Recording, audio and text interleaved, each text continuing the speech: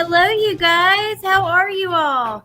Thank you guys for being here. Sorry that it took me a second. You guys listened to the music a little longer than I would like. But, you know, kids always need something last minute or whatever, that kind of thing. But, anyways, how are you guys today? Happy Sunday. Hey, Wolfie. Hey, JM. Hello, Shar. Shar, one of our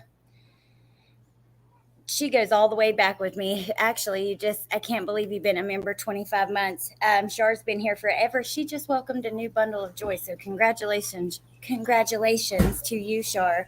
I know that these are really special days, and I am so happy for you. And also, welcome Even and Catherine from Utah. Thank you guys for joining.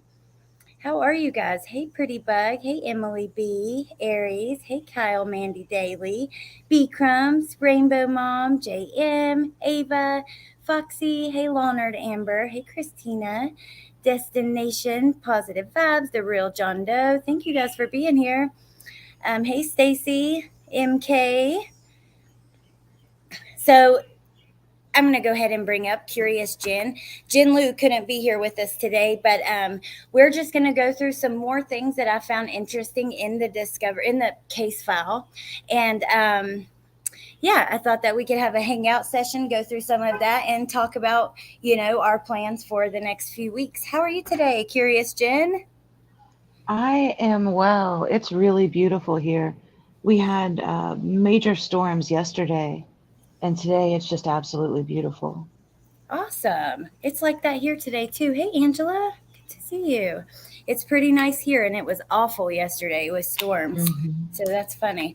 Um, so we got a few things we're going to talk about, with the case file. But as far as the phone calls go, I did want to just let you guys know that we're working on it. Jen's put in the request, and they're bogged down. There's one person that does all of that over there, so it's going to be a little bit, but they are on the way, paid for and on the way rather, and I cannot wait for us to get to hear them all.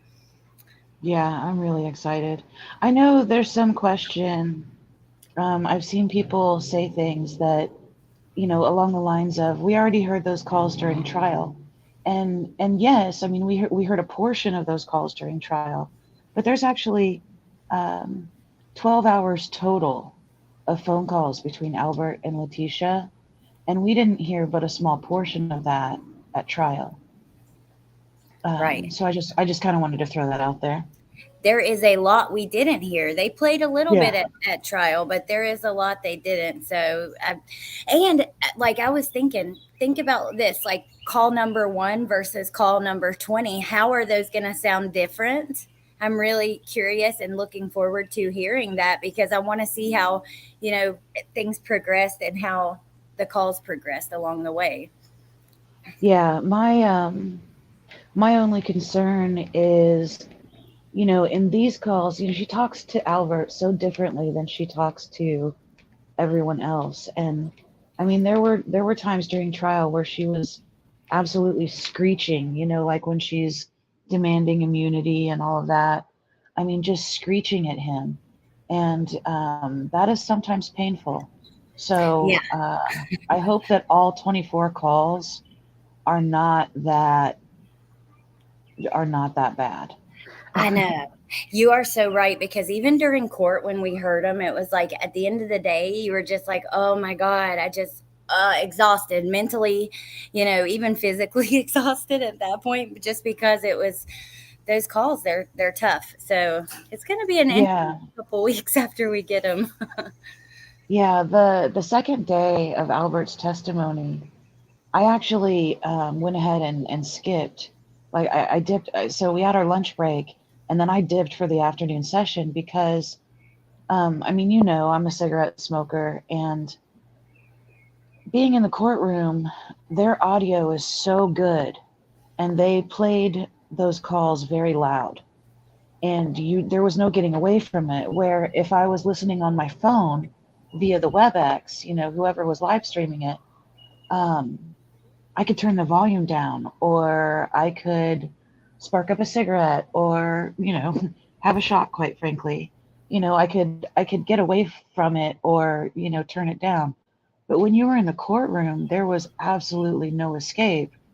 And it made me, those calls really made me feel for the jury because they're stuck in that spot and that's it. Yes. Oh my God. Well, even so they're not all released yet. There will be a lot we haven't heard. But see, I sometimes forget that you were there in person. And I feel like you got such a different experience than a lot of us with that alone, You Yeah, were it, seeing the family's reactions to everything, just, everything. yeah, it was different in a lot of ways.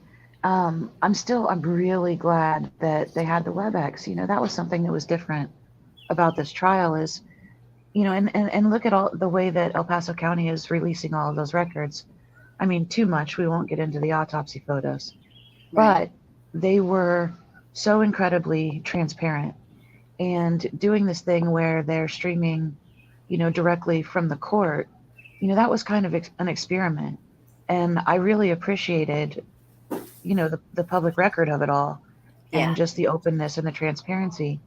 But it is Oh yeah. different, like in one of the pretrial hearings that I was at, that's when Letecia would speak up. She, at one point in September, I think it was, yeah, in September 15th, she was popping off at the judge and they kind of shut the WebEx down. So I got to hear and see that, where she was acting out, where, stuff like that didn't necessarily go out. So I'm really glad that I went. And even though I wasn't there for the entire trial, there were a lot of things like sitting directly across the hall from Dakota right before his testimony. Yeah. Um, seeing the family, having a cigarette with Landon outside, and, her giving me a hug and telling me she loved me. I mean, these are Yeah. moments that I'll never forget. I mean, of course, I'll never forget this trial, but um, yeah, yeah. Can I you mean, the tell us? WebEx was a lot, but it was a little bit different being there. Absolutely. And I know you've told us before, but can you talk a little more about like that meeting with Landon? Because that is so special, and especially with your project that you're working on. I just think like having her blessing, and I love that. I think that is so special. It was it was overwhelming because it wasn't until towards the end of the trial. Remember when the judge had to actually say something to the public who were attending, and he had to like remind people that these are real people and real lives and an actual tragedy that happened. This is not. I don't remember exactly what he said, but the gist of it was like, don't be assholes. This isn't TMZ. Of course that's not what he Yeah. said, but of Yeah. course that was right around the time you had Dorothy Lewis's son smoking weed in the stairway. Oh my God. Um, but in the beginning there weren't as many people there, and and I'm sure for me, it was. I was scared, honestly, because I want to be respectful and sitting in the courtroom and my reaction to hearing the tough things and seeing the tough things, um, there was an immediate in my face reminder that this isn't actually happening to me. As upsetting as it was to me, I got to look into the eyes of the actual parents of that baby. Sorry, my dogs are going nuts. Give me a second. That's okay. Go ahead. This is real life. We are alive, and it happens with me too. These children. um, hey, Alibi, and hey, Alma, Patricia, Debbie. Thank you guys for being here. I guess more than anything, I just wanted to be as delicate as possible. Yeah, I could see that because even doing just videos, you think about that, like, and oftentimes the family will stumble across it. If you're talking about their loved one, eventually, oftentimes they will see it, especially like on TikTok. A lot of times I've done videos where people comment afterwards. Even to this day, I got a comment the other day from like a 2-year-old video, and this person's like, "This is my dad, the killer." And so I can't imagine because you're not just doing videos, you're doing a book too, and you're there in person. So that's probably really heavy on your mind. Like, be as cautious and respectful as possible. Right. Well, and I didn't. it was obvious that Landon knew who I was, and that kind of threw me off a little bit because I guess I didn't really expect that. But I was kind of walking over in that direction, the spot where you could smoke outside the courthouse. And she had just borrowed a lighter from somebody else. And as soon as I walked over, she looks at me as if she knows me. And she says, "Oh, I could have just gotten a lighter from you." I had seen her the day before and we didn't have any interaction. But Right. I'm not one of those people, whether I'm right there or not, I'm not going to go up and introduce myself. I'm not looking for a scoop. There is more than enough open source intelligence and public information on this case to be able to write an intelligent, heartfelt story about all of it without me intruding on these poor people's lives, and so I guess I just, I mean, yeah, I was there, but I did, and she also commented because I was wearing a blue dress, and she appreciated that very much. Um, I did kind of make a nervous little joke about, something about, finding a way to get myself arrested so I could, have a close up visit with Letecia, and I made it clear that, it wasn't so that I could talk to her. and, and we actually, had kind of a little chuckle about that. I mean, it was all so intense.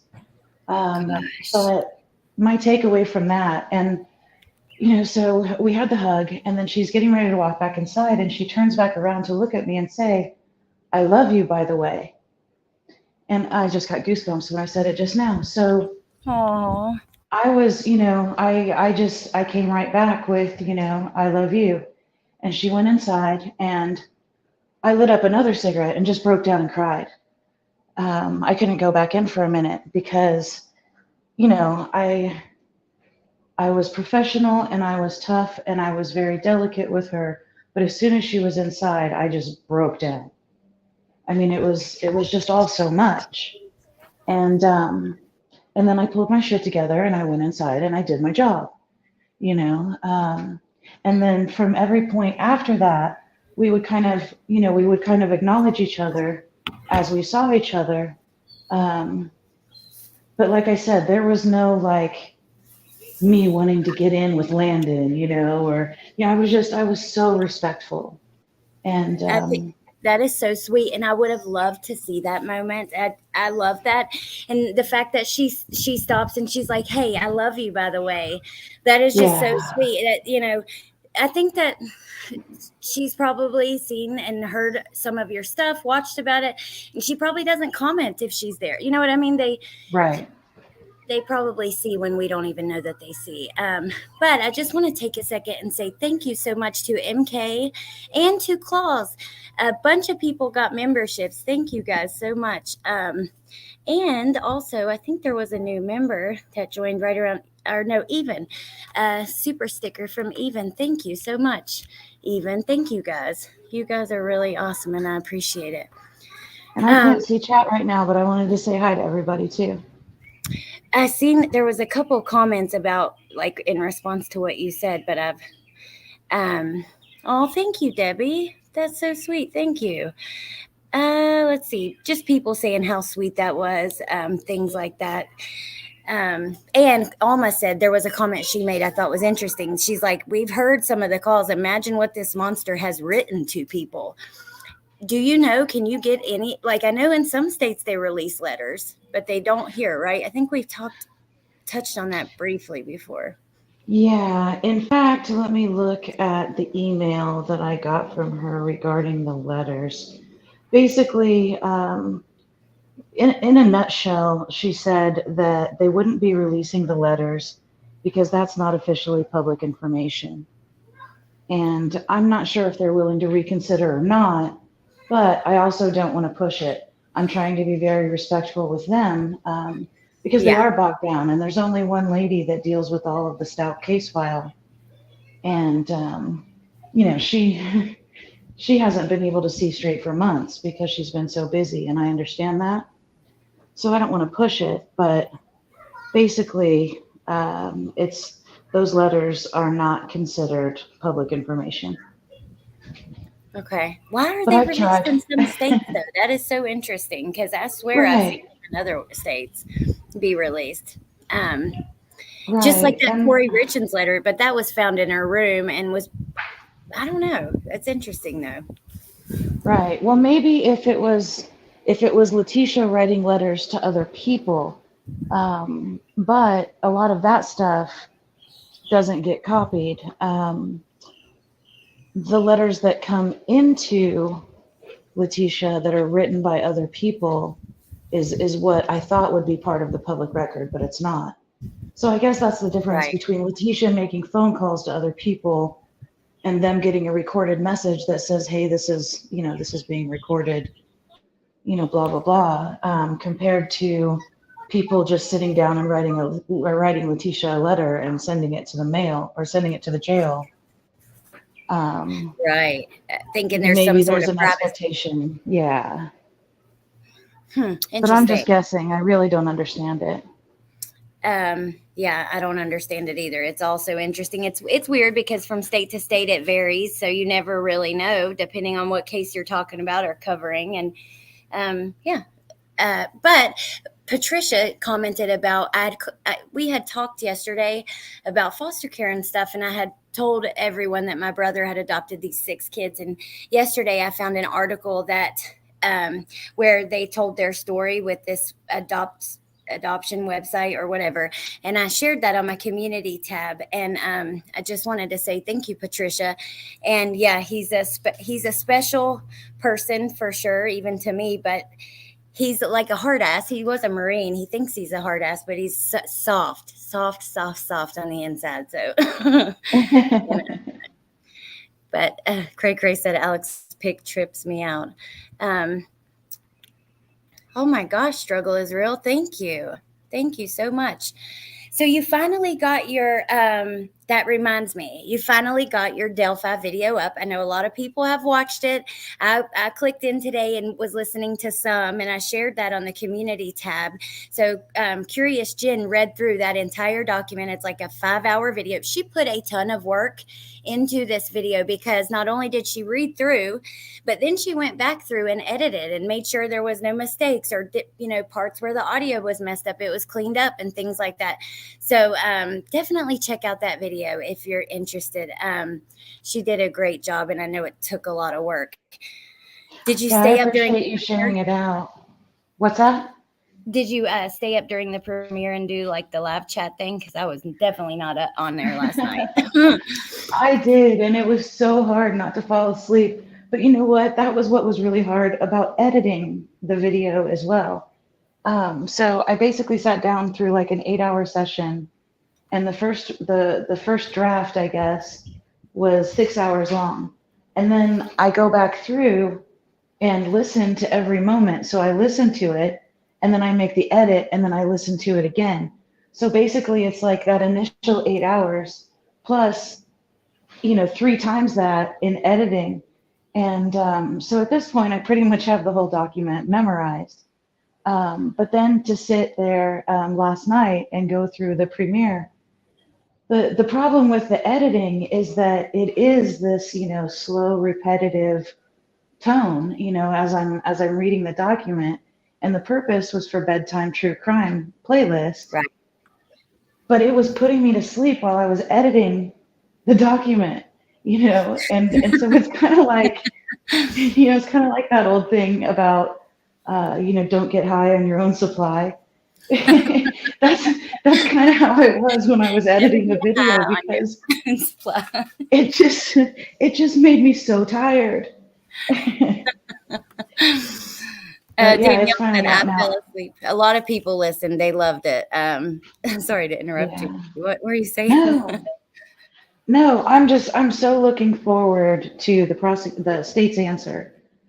The state's response to that document had better be good. And I'm hoping that it's clear and concise and straight to the point. And also I'm hoping it's, about 50 pages less, because, I'm going to read that one as well. Well, But there are a lot of points in there that absolutely need to be addressed. Um, and it was such a long document. And with some of the repetition, It made it difficult. So I know a lot of people are covering it and, just picking, this part or that part. And I think it's important to read the entire document, but I also understand how difficult it is to read the entire document. So there's so many times where I wanted to quit. I mean, Yeah. you know that. I mean, I would send you messages like, "Oh my God," like, and I wanted to quit so many times, but I knew people would appreciate it. I mean, I just knew it. So I Well, I think it's appreciate. awesome for other creators too, not just viewers. You know what I mean? Because it's an easy way to Yeah, reference what's happening. I love that. yeah, and then I threw in the timestamps for the sections, and I invited creators to feel free to use it, and then add their commentary to it. Because it's a lot. So hopefully it's helpful to other people. Okay, sorry. There's a lot going on at my house around me, so I was in and out of the house. Okay, that you guys have been so awesome. Thank you guys so much. Holy moly, sexy wild thing, Carol freaking Claus. Thank you. I cannot get over you guys how wonderful you are to me. You're too good to me. Thank you so much. I really That's appreciate it. awesome. Struggle is real. Even Catherine, even MK, you guys, all of you guys, thank you. Okay, so I pulled about 9 screenshots, and then I wanted to pull up the document and search for a specific person because I know that I saw several things surrounding this person in here. So, but first, um, and these are just random. Like I went all the way back to the beginning again today and was just, reading through. But okay, let me see. I think this was like initial stuff. Hold on just a second. Let me see here. Okay, yeah, I grabbed this because this is Al's initial statement. Um, Hold on just a second.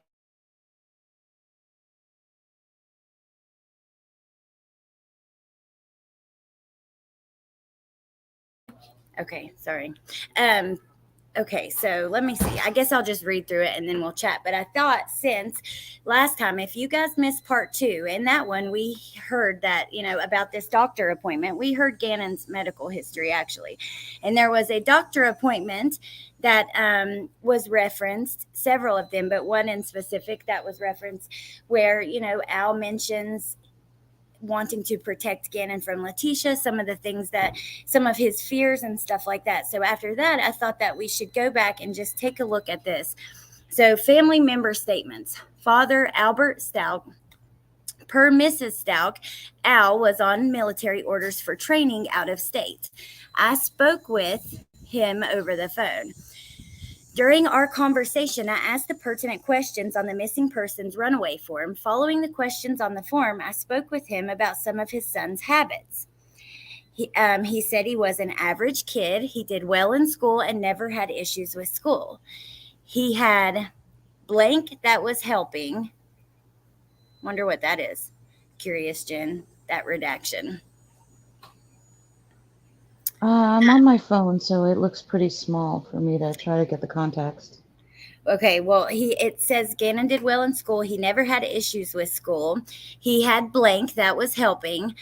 Albert said Gannon didn't show any behaviors that were out of the ordinary that he was aware of. He stated Gannon never mentioned anything to him about leaving. The only issue that was out of the ordinary was when he texted him this morning about bath salts. He said that situation was resolved and he let him leave to play his games at his friend's house. He stated the friend's house that he mostly hung out with was at the end of the street to the right of his house as you left the front door. I later verified this address. The residence was said to be checked by Mrs. Stauch. Mr. Stauch said the only other house that he may be at was the sister's friend's house, but he was uncertain about this. Al stated he was messaging his wife at the time of our phone call. He stated she was having a massive panic attack about the ongoing events and asked deputies to check on her. He had nothing further to add at this time. So when Al's on the phone with police, this initial call, Leticia's having a massive panic attack and he needs police to check on her. Like, of course. Right. But then when police get there that night, the night of the 27th, she's like, "Oh, look, listen, I'm fine, but my husband's really freaking out." But then when she's talking to Albert, she's freaking out to him. It's just, it depends on who her audience is, and you can just watch her change the Absolutely. story. Absolutely. You're so right about that. I was wondering if it was meds too. A couple people thought maybe that was medication that was blocked out, but why would that be redacted? You know? Yeah, I zoomed in. Well, I think one because he's a minor, but even on the letter that Letitia wrote to the judge, like they redacted when she said I was diagnosed with such and such in Canada crossing the border. They redacted that, and I think that's because of HIPAA, but I'm not sure. But yeah, I think that's what it is too, because he had just referenced school, and then he had such and such for ADHD, which was helping, or he took whatever medication which was helping, that kind of thing. Okay. Hey, headphones. I said headphones. Now my audio will be better because there's a lot happening behind me that's about to stop. So I apologize, you guys, if you can hear that beeping a second ago. Um, but it should stop now. KPM says, "What if one of Letitia's family members write a book? Can they funnel the money to her jail account?" So that was something that was being talked about a little bit. Do you know anything about that? If she were to write a book on, if Letitia herself were to write a book, I know there is a law where she shouldn't be able to profit off of this, correct? Yeah, she's not supposed to be able to profit from it in any way. Although, let's face it, if Letitia did write a book, I don't think there would be much profit. It would be so difficult to read. And I do remember in some of the phone calls with Harley, she was saying that, she's writing a book and it's going to be, about how she's going to form this ministry, um, within, you know, to work with women in prison. And, but she even says to Harley, she's like, "Well, I should just have you publish it and then you can just put the money on my books," like that kind of thing. And, if there's a way to get away with it, she's going to try. But hopefully there would be enough people who would call her out that she would absolutely not get away with it. Well, I definitely think that would happen. Just because that there are so many people who have. There's a lot of interest in the case, a lot of care for and love for Gannon and stuff, of course. But there's also so many people who have this anger for her, including me. And I got to be Yeah. honest about that. That's just the truth.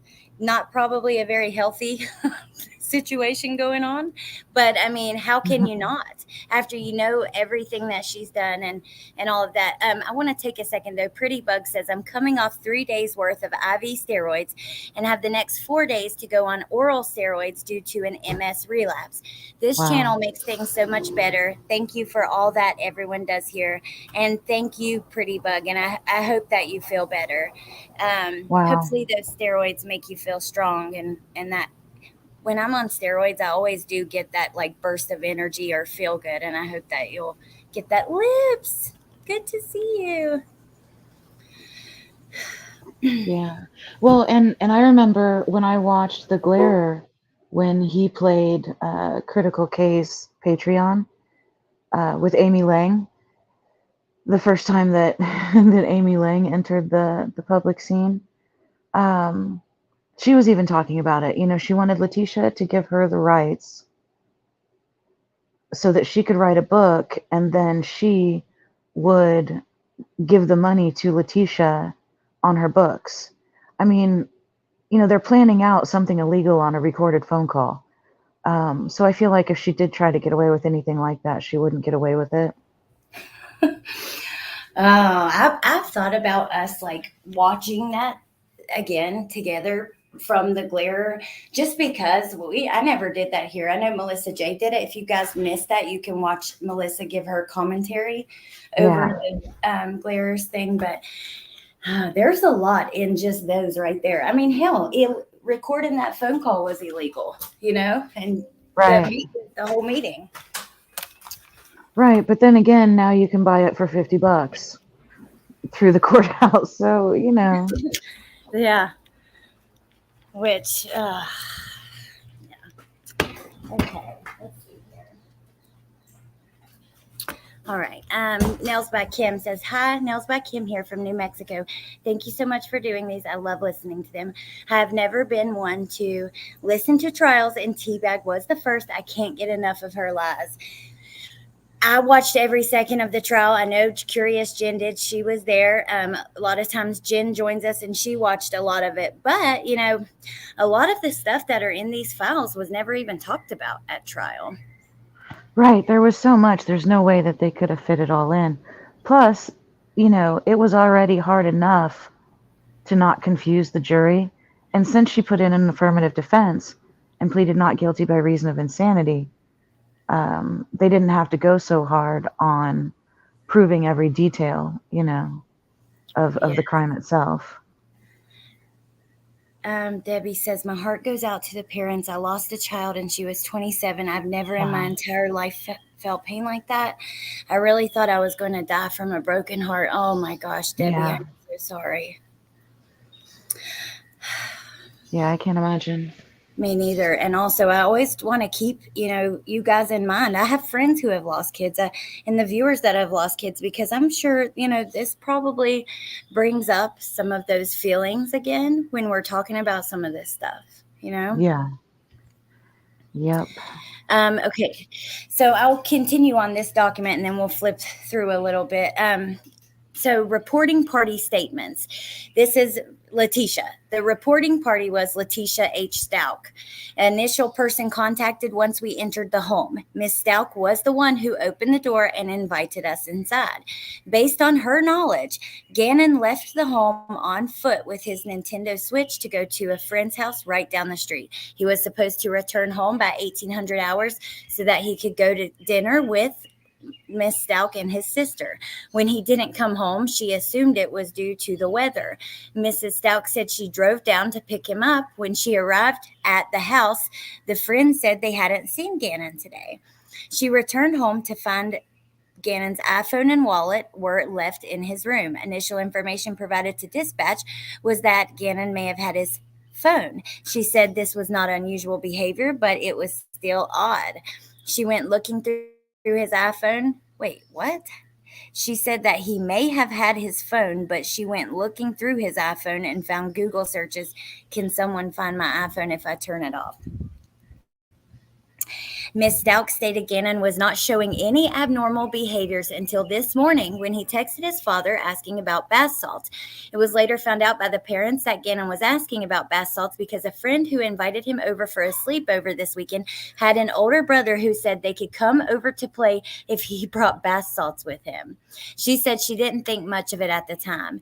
It was asked if he was doing drugs, and she said no. Mrs. Stauch did mention that he took this medication for his ADHD, and he had side effects from it. Now, why was that not in his system? A couple people have mentioned that in here, and they didn't mention it being in his system at trial when the medical examiner testified. Well, she did say in another place that he didn't take it on the weekends. But I agree with the people who believe that she was taking his medication. I remember that. We can't prove that because her system wasn't tested. But just, based on her behavior, it would certainly make sense. I can't state it as fact, but it makes sense. Yes, I completely agree with you. So after Miss Stauch called him in as a runaway, these are interesting to see. Like, I love to see like every step of the investigation, but after Miss Stauch called him in as a runaway, she went looking through his school backpack. She found what she described to be a cigar. We asked if he smoked marijuana or had access to it, and Mrs. Stauch said he did not to either question as far as she knew. Mrs. Stauch mentioned he does go to school with older kids. She stated hiking. Okay, wait, before I even go any further, this was not mentioned at trial, but you've mentioned it here. We've talked about it here. They did find another wrapper, Swisher Sweets wrapper, or like the wrapper to the outer package. Yeah, And the not outer package, like the little carton that it comes in. right in the kitchen in a drawer, right? Yeah, it was in a kitchen drawer, the drawer closest to the refrigerator. So Yeah. you guys And who this is didn't part know of what she does. So I know in this report it says that she looked through the backpack, but first of all, what happened is she put it in the backpack and then she nonchalantly had Harley go look through the backpack so that she wasn't the one to find it. And then when she's reporting it to the cops and they ask her directly, was he smoking weed? Or, does he do drugs? She's like, oh, no, I don't know. Because she doesn't want to be the one accusing him because yep, she is so skilled at this that she knows how to drop the little hints and the little Easter eggs and then it doesn't come back on her for accusing anybody of anything. Just like when she's asked a direct question, she will porcupine is what I call it, and she'll ask the person who asked her the question another question, so that she's not the one answering questions. And it's almost this, sort of trickster thing where she's trying to get people to think that, they came up with it themselves or they answered yep. their own question when really she's just dodging and avoiding. And she is very skilled at it. Oh God, you are so right about that. She is skilled to a T. She To a is T. like the best of the best when it comes to this kind of manipulation, twisting, turning, planting something and then trying to convince you that it was your own idea, that, this thought just came in your head. She's just good at that. And that's her game. Right. And there's so much thought that goes into all of it. I mean, there was a conscious thought that made her ask Harley to look through the backpack. There was and that probably came up when Albert told her earlier to go look in his backpack. And then, however much longer, she's like, "Oh, okay. So I can stash something in the backpack, have somebody else find it." But, I mean, her mind goes a Yep. million miles an hour and it's Yep. all trying to position people on the chessboard and make them move in the direction and think the thoughts that she wants them to think. And she even was trying to do that with Gruesing. She's like, I know you're an expert in everything. I know you're an expert in all that. But what you're thinking is, and I know that yeah, I mean, she just, my God, she thinks that she's getting in Gruesing's head, and that she knows what he's trying to do, and that she's going to play the game with him, which she was wrong, but that's an agent of the FBI who's been there, for decades. Uh, in everyday life, she's usually quite successful with her manipulation. Yep. Absolutely. Um, With people who are not trained to deal with people like that or trained to interview people. I mean, he does that for a right, living. So he could probably spot it easier than your average person. right. I want to say to Melanie, I'm so sorry for your loss as well. She lost her son when he was 15. And then she made another comment that I wanted to ask you about because I think you saw this. I didn't watch it. There's a video call where Harley told Letecia that Landon had invited her to a candle vigil for Gannon. Any Right. pity I felt for H vanished. Did you see that? And can you tell me a little bit about it? Because I didn't see it. I did. I was doing 5 other things, and so I haven't rewatched it yet, which I will. But yeah, I mean, you know, it also makes me think, and from that same batch of calls, and maybe even that same call. No, it wasn't that same call. So there's another call where Letitia's talking to one of her family members. I think it's Amy Lowry, her sister, and she's talking about Albert, and she's like, Harley doesn't have a parent. And at one point she's talking about how she just wishes that she could work together with the district attorney's office, and so and this is where it sounds like she's starting to cry and become emotional, which is gross. um, but she's basically putting it on Al that Harley doesn't have a parent, and why would Albert just abandon Harley? Okay, but 30 days prior, Letecia is making sure everyone understands that Albert should not be contacting Harley no matter what. You know, Yeah. because and she's trying to make it sound like Albert's just trying to get information. Letecia doesn't want anybody at all talking to Albert. And then 30 days later, she's like, I can't believe Albert just abandoned Harley. And woe is me. Yeah. Um, Oh but God.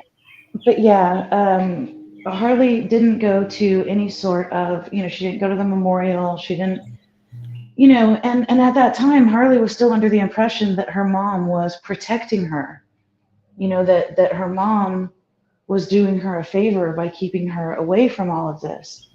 Um, and she was successful because, according to Harley, she didn't actually believe that her mom had really done it until she pled not guilty by reason of insanity. So Right. so Letecia was successful in that, I wish and people would also, remember that yeah. Well, and about the another thing future. about those calls, uh, Mhm. man, I remember thinking last night, every time, especially once the video call started, because once the video call started, Harley's, bebopping around and trying to be, perky and bubbly and all of that. And she's showing her mom the apartment and like, look, I have these lights over here and and all Letitia's doing is scanning for shit that belongs to her. She's like, is that my speaker?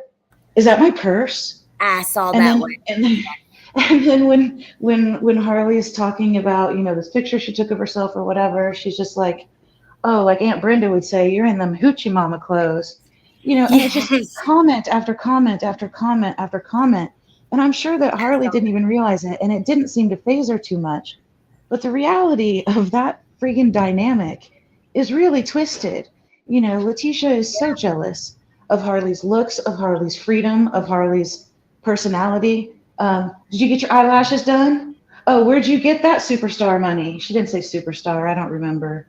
I don't remember what the I phrase saw was, that. but where'd I you saw get that that one. money? Yes. Right. You get a little It's too much stimulus money? freaking Harley hadn't seen her mom. I Right. gotta And it say, was just an opportunity for Letecia. And whether Harley knew it or not, Letecia was absolutely picking her apart. yes, she was. And she was pointing out things that were hers. And people got to remember, even when it comes down to Harley's cooperation with the police, we talked about this recently. I don't know if it was privately or publicly with Bendy too, but Harley was told not to talk to police. She was 17 Right. years old. They couldn't talk to her at that point. Her mom said no. Harley was manipulated as well by this woman, and she's young. Her brain is not even fully developed still as we speak. So we have to remember that when we're talking about Harley, because I know there's a lot of anger and frustration towards her, but she's been manipulated from day one, period. And you can see that. Right. I mean, remember, even Dakota thought that, oh my God, they're trying to blame my sister for something she would never do. Like the family was Right. thinking Tisha was getting railroaded, and she wasn't. So, and also, Right. Sexy Wild Thing, Carol freaking Claus, thank you so much. Again, thank you. I appreciate that. And also, B Crumbs found something really cool. We're working on a special little something for you. And B Crumbs is the one who found it, and it's very cool. So I can't wait to Oh, surprise yeah? you. Mm-hmm. Cool. Oh, Yeah. I remember too, and it wasn't from last night's calls, but it was from, I think, the one before. Um, Harley shows Letecia a video on her phone of Sadie playing with the neighbor's dogs. And rather than Letecia just being like, "Oh, that's cute. Thank you for sharing that with me," or anything that a normal person would say, again, it's Letecia. Letecia zooms in and hyper focuses on things that she can pick apart. And she's like, "Oh my God, she's not even on a leash. I Oh saw my that. God, she's worried that the dog's gonna get pregnant." And it's like Harley's taking care of the dog.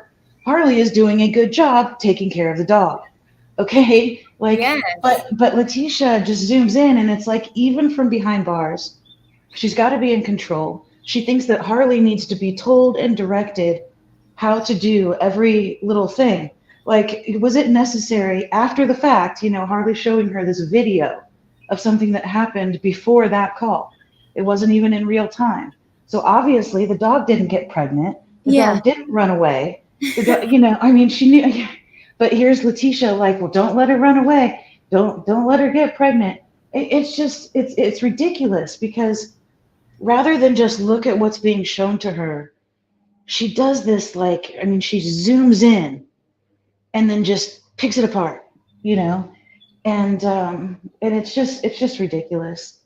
She absolutely does do that. Christine says, talking about her manipulation, she says, but also she's not really that great at it, and that's true. You can see Right. it if you've ever dealt with someone like that. You can spot what she's doing right from a mile Yeah. away, but she doesn't know you can. She thinks she's great at it, but for kids and stuff, I think that's different. But she says, I think that reflected in the fact she has no friends, and I wonder about the personality characteristics that made Al so apathetic to her weird lies.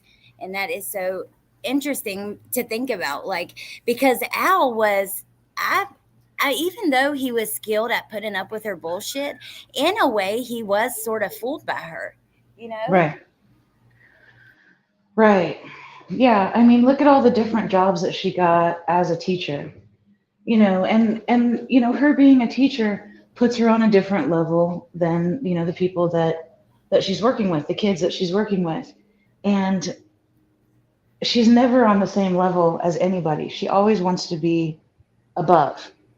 And when it came to Albert, at first, he put her on a pedestal, thereby placing her above him. Right. And then the shininess wore off. She won the battle with Landon, and that competition was no longer there. And then she gets bored really quickly, and then if there's not trouble, she's going to make trouble just so she'll have something to do. Yep. And it's just never enough. You know her so well, though. It is so interesting. You're like a Letecia, like, Don't say but it. you know her so well. It's like, I don't know. I love it because I think that you've really, truly captured like her mindset. So I think that that's so awesome for your book too, because you know how she thinks, which is probably very tough on the mind, heart, soul, body, all of that. So I feel for you. Yeah, listen, it hasn't been easy. I mean, it has been a study. And the thing is, though, I never, one of the things about studying something as much as I've studied this case is the second I think that I've got it all figured out is the moment when I stop learning. And so that's also been a really difficult thing because I've thought, I've had a chapter entirely done and polished and I love it so much. And then something else will happen and I'll go back and I'll rewrite the whole damn thing. Right. So it's been difficult tying things up because there's so much. And sometimes I take it too far. It's probably good though that you put it on hold until like you've really because looking at these files and when you get those calls and stuff, I think that's probably going to make the book even better, Yeah, I hope so. It means a lot to me. I mean, I've really put my guts in it. And, I'm not saying that I'm going to win some sort of Pulitzer Prize or anything. But it's, I really have put my heart and soul into it. And I cannot wait for it to come out because and did I tell you about the meeting I had with a potential publisher recently? You told me about one. Yeah. Yeah. So it's this company out of Michigan, but they've got offices in Kansas City. And I went and had lunch with one of the representatives of the company. And I'm telling him, about the case, and he was totally unfamiliar with it. But then, I'm explaining it in the briefest way possible, which is difficult. It's difficult to describe this case to anybody who's not familiar with it. But the main thing that I put in there is that, she tried to claim that she had dissociative identity disorder and brought in this doctor from HBO. But anyway, I told him that I wanted to be very careful and that I correct people constantly who say that I've written a book about Letecia Stauch. I am not writing a book about Letecia Stauch. Right. And he didn't like that. He didn't understand my reasoning for that. He's not a true crime person. He's never, researched a case like this. He's not familiar with the victim. He's never even seen a picture of Gannon. There's no way that he could have known, but he's a businessman and we're having a business lunch, right? Right. And he's just like, well, you need to make the book about her. I mean, that's the story, is her and her twisted brain, which you clearly have a good handle on. And I'm like, okay, listen, I'm not writing a book about Letecia Stauch. And so, I mean, we agreed to disagree at the end of the day, and I'm just not going to work with that company. I mean, Right. it's just this. No. This is your vision. You don't need anybody else Right. to tell you about it. And you're doing such an excellent job. I don't think anyone can tell you better than you already know. Right, but then there's this line where you don't want to be the troublesome writer who doesn't agree with anybody who's trying to help them. So it's like, I mean, I have the ability to step aside and say, I trust you with my baby, right? Yeah. With my project, and let them go with it where they will. I have the ability to do that, but it's going to be the right company. And if it's not the right company, then I will self-publish. I'm okay with self-publishing. I think that It's I think that would be amazing as well. I Yeah, really I mean, do. I don't want to. I don't Um, want to, but Christine has a question for you, and also um, Shell has a question that I'm curious about, and you might know the answer to this. So Christine says, well, first let me ask you Shell's because I think it'll be shorter. She says, do you know anything about a book, Landon's Aunt Veronica writing a book about Letecia? Do you know anything about that? I haven't heard no, anything. I don't, but I'm glad that she is if that's the case. Okay. And then Although Christine, being that close, it'll be tough because, I mean, see, I have the ability, even though I've obviously, I mean, sometimes I've gone like too deep, but I'm still, removed from the case. I still have the ability to separate myself for what it's worth. well, that's kind of what Christine's question is. So she says, do you feel like after all the research, do you feel close to Gannon? Like you knew him? I bet it would be hard to not feel like family. Yeah, I mean, there was a time where I was having dreams about Gannon every night. Um, and it does feel that way, but I wouldn't dare say that because the truth at the end of the day is that I didn't know him. And thanks to Letecia Stauch, I will never know him, nor will anyone else. Um, so I think it's important to feel like I knew him well enough that I can do him like no disservice whatsoever. Um, but Yeah. I do have to remember and try to be as objective as I can that I didn't actually know him. But yeah, absolutely, there's times, and I can't, whether that's the color blue or seeing a kid in a Sonic hoodie or, yeah, I mean, there's every day. I think about him and his family every day. Crazy. Very crazy. So But sad I think too. it's that way with a lot of people who aren't writing a book. Yeah. I had a different connection to this case than most. I feel connected to a lot of the cases that I cover. Honestly, the ones I deep dive, all of those. But this one was different. And I don't know. I don't know. I think a lot of people feel that connection to Gannon or this case for one reason or another. Like Patricia said, he was found on her birthday. He's the exact age as my oldest son. They look very similar. Like I remember when he was reported missing, just like almost not necessarily like putting my son in his place in my mind, but you can't help but do that in a way, right? It's like you put yourself in their shoes. And yeah, it's just ever since then, I've never been able to let it go. And I don't see that we ever will, probably any of us, because for whatever reason you are drawn to this case, there is no full conclusion. We don't have all the answers. We don't know why. We don't know what exactly happened. We know more. We knew more from trial. The case file, we know even more. The phone calls, we'll know more. Your book, we'll know even more, but we still will never know those certain few things. And I think because of that, it's really hard to let it go. Yeah, and I've given so much thought to, how I could get to Letecia and make that work. But at the same time, all I would get is more lies that I would have to untangle. And it's already taken me enough to just put the puzzle pieces that I already have together. I mean, I feel like, an interview with Letecia would only further muddy the already, dark waters. Yeah. Oh, thank you again, Claus. Thank you so much. And Kaylin, I love your name. Kaylin, the aggressive progressive. The aggressive progressive. Oh, Carol, I'm so glad you got one. I love you too. I love all you guys. I appreciate you.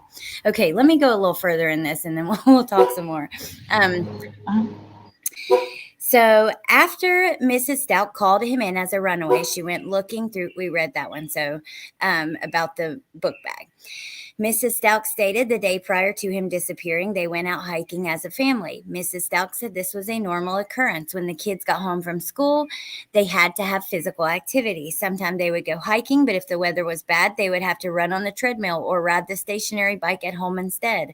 Mrs. Stauch mentioned most of the parenting is done by blank. She stated this was because he was the father and she was just the stepmom. Albert was the one to make the rules and enforce them through her. On the day of the hike, she said she gave him his medications for the day.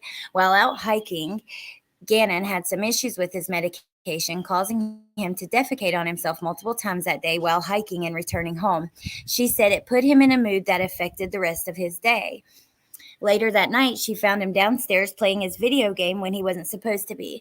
In the process of him trying to hide his video games, he knocked over a lit candle, causing a small fire in the carpet. She mentioned the fire got put out and they weren't going to tell the father because he would be really upset considering how new the house was. I did not observe the burn mark. Deputy Yunkin and Parker went downstairs with Mrs. Stauch when she offered to show the burn and Gannon's room. I stayed upstairs to speak with the daughter. The daughter had no information to provide. I did not identify the daughter because she did not have pertinent information to add to the investigation. Mrs. Stauch made the comment that Gannon did not attend school today due to his stomach issues and feeling sick the day prior. He was texting Dad throughout the day to see if he could be allowed to take his video game to his friend's house later. Mrs. Stauch said that this was approved and he was supposed to go in the afternoon. Wow. We asked if she noticed anything missing after he left, and she replied no. Mrs. Stauch made the comment that Albert asked if any of the guns were missing, and she said at first she thought the one normally kept out was missing, but after looking, she found it had been overlooked in her initial search for it. She said none of the guns appeared to be missing. The only item she specified as missing was the switch Gannon had with him. When I started to ask some medical questions for the runaway form, Mrs. Stauch became immediately evasive and referred all these questions to the father. She stated she was his stepmom and did not know the answers all well. During the conversation, Mrs. Stauch, she seemed to be downplaying the entire situation. This is the first report, you guys, and this is what they put. Multiple times she would mention how Albert was the primary parent in the relationship or that he was upset regarding what was happening. Mrs. Stauch would bounce from topic to topic when asked questions and would only provide the basic info. While Deputy Yunkin was conducting a search of the house for Gannon, which Mrs. Stauch consented to, she continued to speak with Deputy Parker and I. When Deputy Yunkin went into the garage, she started to follow him during his search. She did not show interest in the search of the residence until Deputy Yunkin entered the garage. Following the search, Mrs. Stauch would no longer answer questions about what was going on and referred all medical and further questions to Albert. Mrs. Stauch's daughter was on scene in the living room for this conversation. The daughter had no information to provide. So that is so interesting to read. They immediately thought she was suspicious because, like Christine said, she's not good at manipulating. She was obvious what she was doing. She was, not answering questions or saying, I don't do that much parenting. It's all Al, or Al would get mad. Bullshit, Letecia. We know now that really you were the one to get mad over those kinds of things. Al was more laid back about like something being broken or something being damaged or electronics Right. or whatever. So Right, but she was, she was playing a role. She was trying to be, calm, and she said what she had to say, and she was ready for them to leave. And it was time for them to go because she had things that she needed to do. And she was trying to, she was trying to direct. And even, okay, so when they first get there and they ask for her information, the name that she gives them is Letecia Stauch. And then they ask what her middle name is, and she says Harden. And we know that she does have a social security card that says Letecia Harden Stauch, because at some point she, with the social security office, changed her middle name to Harden. But she also used Lynn until she went to jail, at which point she became Leanne. And she did that, and I'm sure, she's like, they don't even have my middle name right. I'm sure that she purposely said it wrong.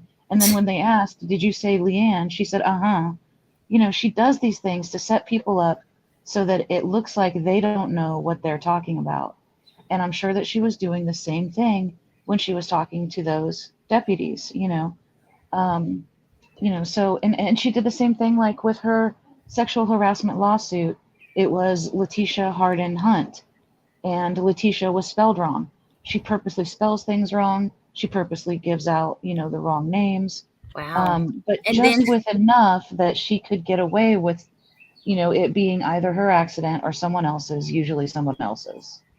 she gives it out wrong, and then she's like, they don't even have it right. I mean, Exactly. Letecia. Exactly. And Rainbow Mom and B Crumbs, thank you guys for the membership milestones, and thank you for being here. And hey, Riddler, she is something else. Well, what do you think about her being, because we've talked about what actually happened that day, where he actually was during the search, the first initial search that's mentioned in what I just read. And, I know some people, and I know you kind of lean on that, of being, of what some people question if he was truly there or not, and that kind of thing. And what do you think about her being visibly anxious when he went into the garage to search, but not during the rest of the house? And it's so interesting that they noticed that and pointed it out. I mean, she's like, I keep going back to what Christine said. She's really not that good at her trickery. She's just Right. does it a lot. Yeah, she did become obviously nervous, but at the same time, she's the one who popped the hatch so that he could look in the back of the Tiguan. And she was out there because they wanted to physically see her ID. But she did become nervous. And I'm not sure exactly why. But my gut, which is obviously not a scientific piece of evidence, nor am I any sort of law enforcement officer or investigator, but my gut, with everything I've learned about Letecia, I can't. Holy hell. I can't imagine. I just can't imagine him being in the house. Now, I don't want to, I don't know for sure, but my gut tells me that he wasn't actually in the house at that time. But my opinion is worth exactly what you paid for it. You know what I mean? Yeah. I mean, we know that the investigators, by the time of the trial, absolutely believed that he was probably in the suitcase already, underneath the boxes in the corner of the storage room. But at first, I think they believed that he was in the garage somewhere. It evolved over time. Right. But even after trial and seeing the body cam footage, that was another thing during trial. Because I was physically present in the trial, I was able to see Youngkin's body cam footage on the screens in the courtroom. And that was before, let me go back inside. Everybody's making their noise. That's all right. It don't matter. We're just but at the point when Youngkin was up for his testimony, that was before they started showing on the WebEx the screen that was showing the evidence. And so I had the ability to watch Youngkin's body cam footage for the first time in the courtroom. And you couldn't tell on the WebEx that he did actually have the hatch open and look in there, because at the preliminary hearing, one of the deputies had said, I glanced in there, but I didn't open the hatch, or I didn't have, so a lot of people after the preliminary hearing believed that Gannon was in the Tiguan at that time because of what was said at the preliminary. But then once it came to trial, we actually saw the body camera footage where he opened the hatch and looked in there. And then after the trial, that was released, you know.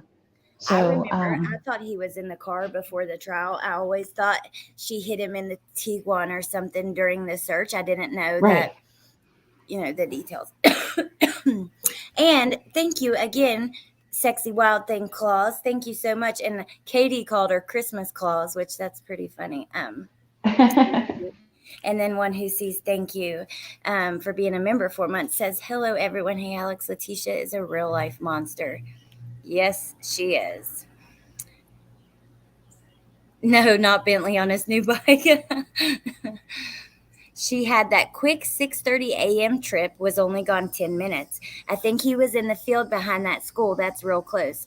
In March, somebody turned in a tuft of hair that they found back there. I saw that. Matter of fact, it might be in these screenshots I grabbed for us to look at, but I did see that in this case file document about the Yeah, tuft of hair. yeah. So that was a neighbor who had gone on a hike and had found that tuft of hair and then brought it back to their house, put it in a baggie, and then called the tip line. And then later they sent a detective over to pick up the tuft of hair. And that is in this report, but it never says whether they found that it was connected or not. And I assume that it was not connected because I feel like if it was, we would have heard about it. I think that that was, a lead that, ended up being a dead end. Oh, okay. I wonder if did they test it for? Do we know for certain about that? We don't know for certain because it doesn't say. It only Okay. says that they went and picked it up and thanked her, and then that was the end of it. So this was from February 5th. Excuse me, you guys. Okay, so this is during a walkthrough of the crime scene. So on February 5th at approximately 1:15, Kurt Smith, responded to Mandan Drive for a supported walkthrough of the residence. District Attorney Dan May, District Attorney Michael Allen, District Attorney Investigator Brett Poole, El Paso County Sheriff's Office Lieutenant Mitch Mahalko, Detective John Price, Detective Mark Riley, Crime Scene Technician Brooke Hofko, Crime Scene Technician Christian Lewer, and I conducted the walkthrough. During the walkthrough, that's okay. First of all, I got to stop there and say it's pretty amazing, like I said, to see this unfold. Like we see the DA even goes to the crime scene, the DA's investigators, all of the district attorneys, or 3 people from the district, not all of them, 3 people from the office go out there. They do crime scene technicians, detectives, and people from the DA's office all together. It takes many people to do this kind of thing. This case was huge for them. But during the walkthrough, possible blood spatter was observed on the wall in Gannon's bedroom. Possible blood was seen on the mattress cover on the bed in Gannon's room. A pillowcase in the laundry basket reacted to Blue Star and was collected. Detective McCormick authored a search warrant for the residence. During a search of Harley's bedroom, now is that correct? I think the comforter in the closet was in Harley's room that had blood on it. Yeah, also the item that was in the laundry basket, that was also in Harley's room. Okay. So yeah, there was a blanket taken out of Harley's room with blood on it and a laundry basket with a pillowcase in it. Okay, let me see what else I grabbed, because I just grabbed like 9 things and then I wanted to search some things surrounding one person. On February 25th, Detective John Price received a call from Jeanette Dietrich. This is interesting. It didn't turn out to have anything to do with Gannon, but I just wanted to show you guys like on the steps of their investigation. So she called to report seeing Gannon at an Arby's in New England. Right? Or Nebraska. I'm sure it's Nebraska, but I didn't know NE is how you abbreviate it. But regardless, the Arby's is located in Scottsbluff, Nebraska. Miss Diedrich was dining there. She observed a male child who looked very similar to Gannon. This child was accompanied by two adults and was causing a disturbance. He was yelling something to the effect, "Please help, they are going to hurt me." The three involved persons left in a white Jeep. They took the license plate down. The police were called due to the disturbance and contacted the Jeep approximately 1 block from the restaurant. Um, so they knew it wasn't Gannon, I'm assuming, as soon as they contacted the Jeep. But it is still interesting, people watching all the way in Nebraska thinking that they're seeing Gannon and reporting it. This is a report from February 25th where an Amarita Yanez, so we're going to talk about she's going to come up in a couple of the next documents. So at approximately 10:34, Amarita Yanez emails El Paso Sheriff's tip line indicating she's been in contact with Letecia, and Letecia recently asked her to post information on social media in reference to this case, alleging Albert was not Gannon's biological father. I contacted Amarita by telephone and scheduled an interview.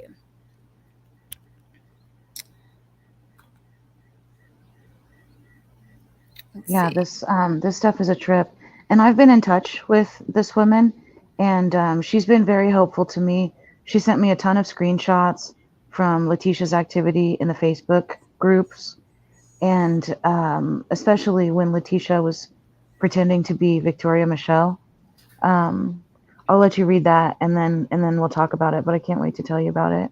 Okay, yeah, I cannot wait to hear. So this is about her interview.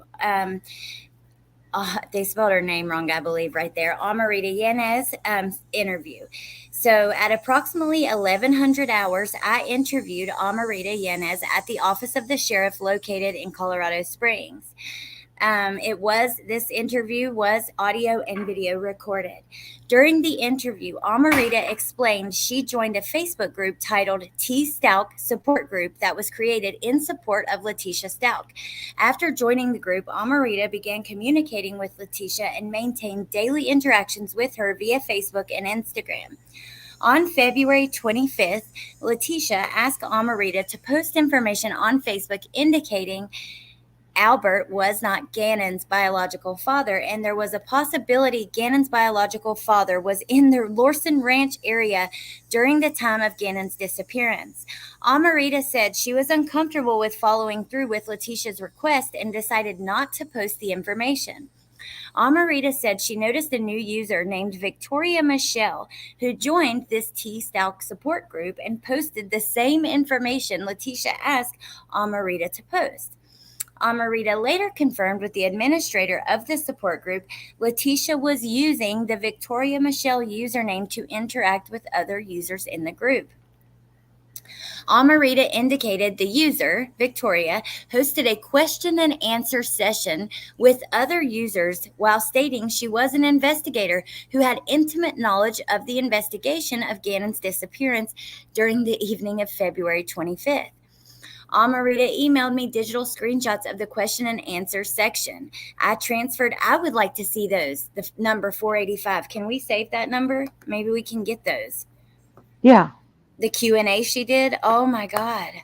Yeah. I didn't know that would be really great to see because God Almighty, she did a Q&A. Letecia, which Curious Jen had told us about this before, that Letecia did this. Creates an account, pretends to be an investigator, and does a Q&A. The transcription of the interview is also attached with the supplement, and the recording is 486. So 485 is the other one. So Amarita signed a search waiver to allow the download of the following Facebook and Instagram social media accounts. She consented to a digital download. She also provided information for the following social media accounts as they relate to this T Stauch support group. Let's see. I think that was it all on her, but let me just double check. Yes, that's it that I've got. I'm going to show you this in a minute. But yeah, tell us about when you spoke to her and how that went. It does go on further in another section. I think if you did like a Control F and typed in Candace, Candace. That will take you to another section of the document that talks about some of the other aliases that Letecia used on Facebook. And it also talks about, with the Victoria Michelle account, people after that February 25th Q&A session with the alleged investigator who had intimate knowledge and details about the case, which is so ridiculous. Oh my Um, God. and especially when you look at those screenshots, and I'll send you some of them. When you look at those screenshots, it's so blatantly obvious that it's Letecia. It's not even funny, because any investigator, first of all, wouldn't be doing a Q&A on Facebook in a support the accused group. You know, I mean, it's just it's ridiculous. But in one of those sections, it talks about how people were contacting Victoria Michelle for the next several days. Like, I know it's you, Letecia. You know, I mean, because it was so obvious. You know, she's pretending to be this investigator, and she's saying things like she's describing the relationship between Albert and Letecia and Landon, and you know, just trying to make. Oh, she's so ridiculous. Oh, Allie, she's so fucking I ridiculous. know she is. Well, I would definitely want to see that. I cannot wait to see that because she's something else. So yeah, I've got the document pulled up and I'll search that in one sec.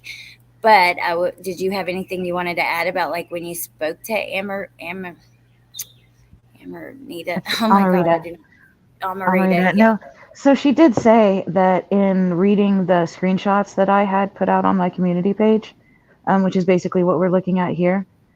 She did say that the police got a few things wrong, and you know, like the name of the group, I think that they had wrong, and you know, these are reports that were taken by the police, and we know that, or that were made by the police, and we know that sometimes they do get things wrong. She's like, it doesn't change the outcome of anything. You know, they were just off on a couple of the details, and we do have to keep that in mind, even though we're reading this, you know, this police document. There still has, you know, there's still a margin of error. But she Right. said, you know, that the mistakes that were made wouldn't have really changed anything. But I'll find those screenshots really quick and send them to you in Messenger, and then you can put those up on the screen if Yeah, that'll I would work. love to see that. Um, and you can just see Letecia trying to pretend to be this investigator. Um, Okay. Oh, yeah. I would love to see that. And thank you, Claus. Thank you again, and welcome everybody. Thank you. I'd seen that somebody had commented like under a post. They were like, "Who gifted me this membership?" You know, I'm raising my grandchildren right now, so it's hard for me to spend on these little extra things. So it means the entire world to me. Like it meant so much to that person, and I think that that was so sweet. So thank you, Claus, for helping me and helping and doing that for other people too. I do really appreciate that so much. And then I'll read to you guys while she looks for this. This is another part of the file. So it says, on Wednesday, this is from Detective Bethel. On Wednesday, February 26th, I, Detective Bethel, assisted with investigation of a missing child. At approximately 11 a.m., Blank contacted me via telephone. She stated Letecia Stauch contacted her via telephone and had a 12-minute conversation with her. Blank told me the conversation was recorded, although the recording had no audio. Blank said during the conversation, Letecia told her Letecia, needed her passport and the bad people, quote unquote, bad people, had blank, but the bad people were not into drugs or human trafficking. The bad people had Gannon. Letecia said the bad people wanted her in exchange for Gannon, but would not provide any further details. Blank sent me 6 video files of the phone call. There was no audio captured of the calls, but the videos were entered into evidence as item 513. I think when this person screen recorded, they didn't know it wouldn't get the audio of the FaceTime. yeah. Oh, and I did want to make it clear too. So I sent you those. I just sent you 3 screenshots in Messenger.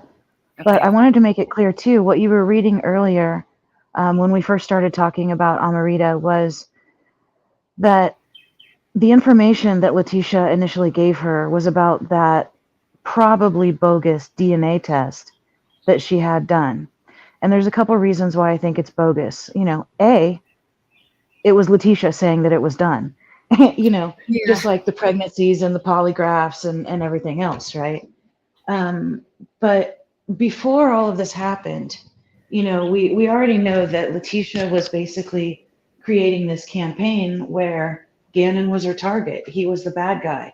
And so she was passively and aggressively telling stories where Gannon was coming at her with a knife, or, they found this in his backpack, or there was the bath salts text, or Gannon is scaring her and something's not right. And, but even before the candle incident, especially with the knife incident, Letecia was already, she was targeting Gannon because he was her next target.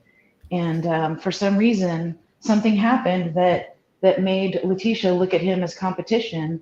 And now Gannon was the person that she was going to overcome and be victorious over, right?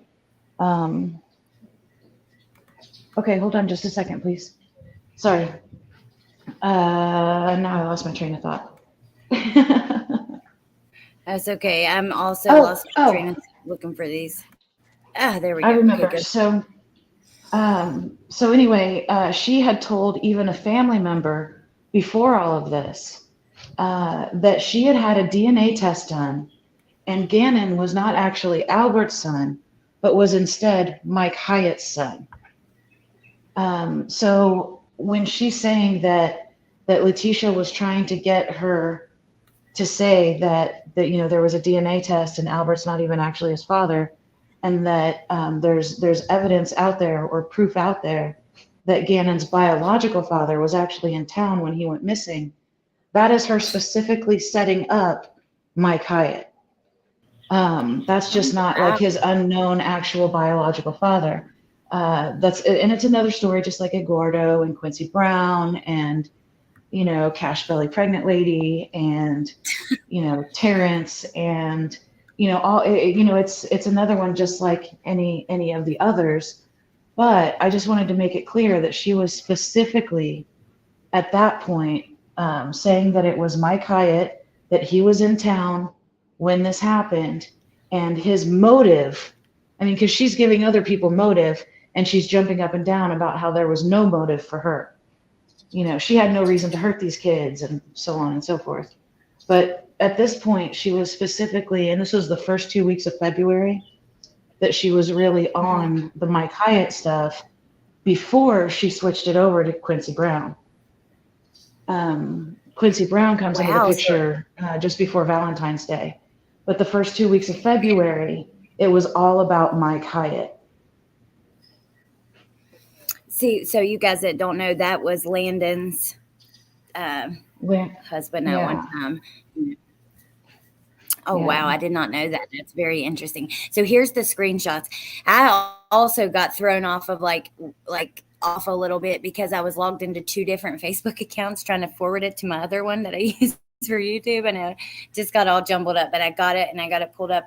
But first, I just was going to read Kaylin's comment. She says, okay, so I own a bond company and I am a bail bondsman bounty hunter for a living in Texas. You have to be a licensed level 3 PI to do that. And I can say with 100% certainty, no PI would do that. Absolutely not. I bet it was so ridiculous. Okay, so here's her screenshots. But wait till you guys see these messages. Yeah. Okay, so Jennifer it's too small says, for me to see it. So I'm blowing it up now. So she is the Victoria account, right? Letecia. Yes.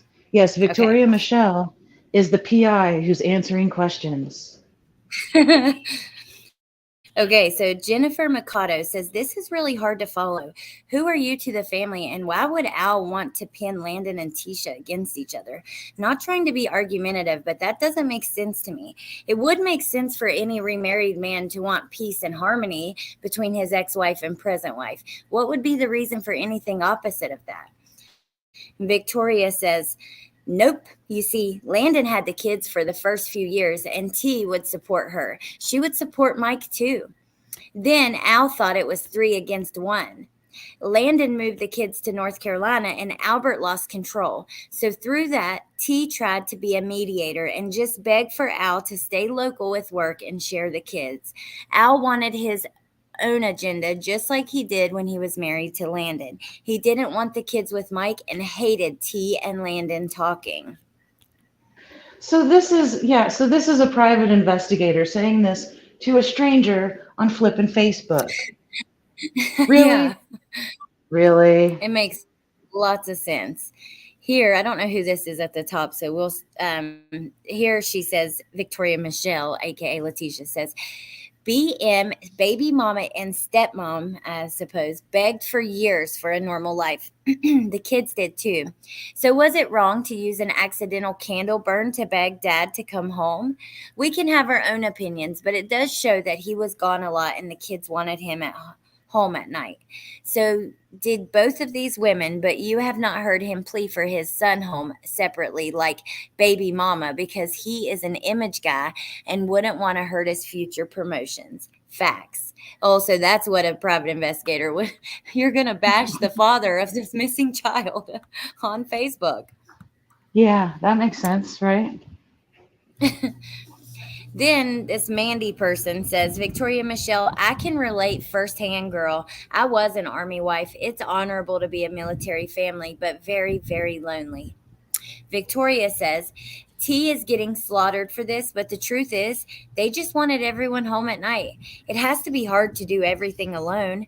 Yes, they had plenty of money, but does that really matter in the end? I would rather know I lived week by week, but was at home with my family at night. We all have different opinions on that, but both baby mom and stepmom had enough over the years. Oh my God. But there's no, come on, Letecia. I don't even know what to say.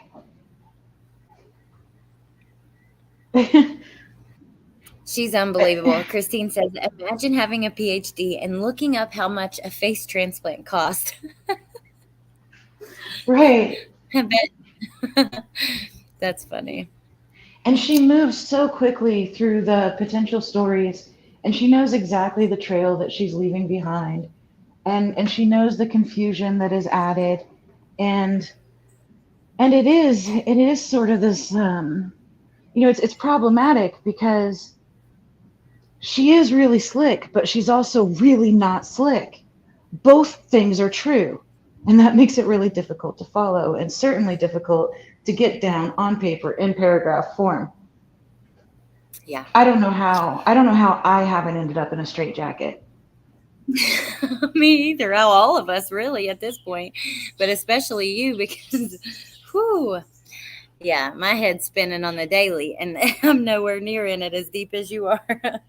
Yeah, I can't imagine living with someone like that. Yeah. Well, so you know how I said earlier that there was a time where Gannon would be in my dreams. There was also a point, I don't know, about a month and a half after the trial was over, that Letecia was visiting me in my dreams. That's not okay. Wow. I mean, it's really not okay. And That's scary. her brain is nowhere to be. It's really nowhere to be. And people have probably underestimated her entire life. And she knows that. I mean, it's one of the things that makes her dangerous. And that's the thing that when you look at like Nicole Mobley, who, becomes, super sleuth and decides that, because people sometimes tell her things that she's going to jump in and figure it out. And I don't mean to be super snarky about that. I just think that was not good decision making on her part. And I'm glad that it worked out, but there's a million ways that it could have not worked out very well at all. And they have people who do what she did, who are trained to do what she did, and they definitely would have. I mean, they were already they had already infiltrated the groups, and I mean, it did work out, and she made a good witness. It was compelling, and we're going to talk about her. Yeah. Oh, okay. But I definitely want to put out the PSA, like, don't do that. Don't do that. because because people didn't take Letecia seriously. People look at Letecia and they're like, that's one of the chapters. One of the chapters in the book is called "The Presumption of Ignorance," and it's dangerous. People assume that she's an idiot because of the way that she sometimes presents herself as an idiot, and that makes you not take her seriously. But at the end of the day, she did what she did, and that is a true, yeah, I mean that's what makes her dangerous. I'm not Yeah. I'm not saying it very well, No, but I know you are. you know what I You're saying mean. it perfectly. I know exactly what you mean, and I think you're saying it perfectly. That is what makes her dangerous. Thank you, MK, for being a member for 8 months, and Debbie, I am so sorry about your husband.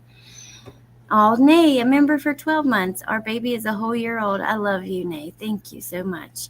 And you guys, if you haven't checked out my friend Nay, like her wax melts are so incredible. Everybody, is always talking about them in this little circle of YouTube because she does such an excellent job. I'm going to drop her website in the chat right now. Definitely check it out. They're awesome. I've been burning that one that I love, the nut. Why is it leaving my mind when I come on here? This is the second time it's happened to me. Nay, can you put it in the chat? In that wolf moon, Claus sent me some. It was very sweet, and I've been burning those, and my house smells delicious. Welcome, Jennifer Lynn. Thank you. Damn, I was gonna say something else to you, Curious Jen, and that, I just try not to. I don't want to. I want to make sure to thank the people in chat and stuff like that too, and then I lost my train of thought. Yeah. Hey, Anonymous. Okay, Nicole Mobley. I was gonna I was gonna talk about that with you a little bit too. So she was one of the witnesses at trial. She was the neighbor. You guys remember? She took the stand, and I was just gonna search her name because I saw her name a couple places in here, and I thought we should talk about that as well. But is there anything else that you want to about that before we move forward that you want to say or anything? Yeah, no, I mean not necessarily, and it did all work out fine. It's just really not suggested. That's really all I wanted to say. As far as Nicole Mobley goes. Yes, and I agree with you, especially when you're dealing with somebody like her, because yeah, she's just so dangerous and twists your mind so much anyways. You're completely mentally exhausted when you walk away. And she can be very dangerous, obviously. So dealing with any Right. criminal doing these kind of things. Right. Well, it's hard to take her seriously, but the moment you don't take her seriously and underestimate her, then you're vulnerable, and then you find out how dangerous she really is. And she capitalizes on people underestimating her. So, Nicole Mobley really had, if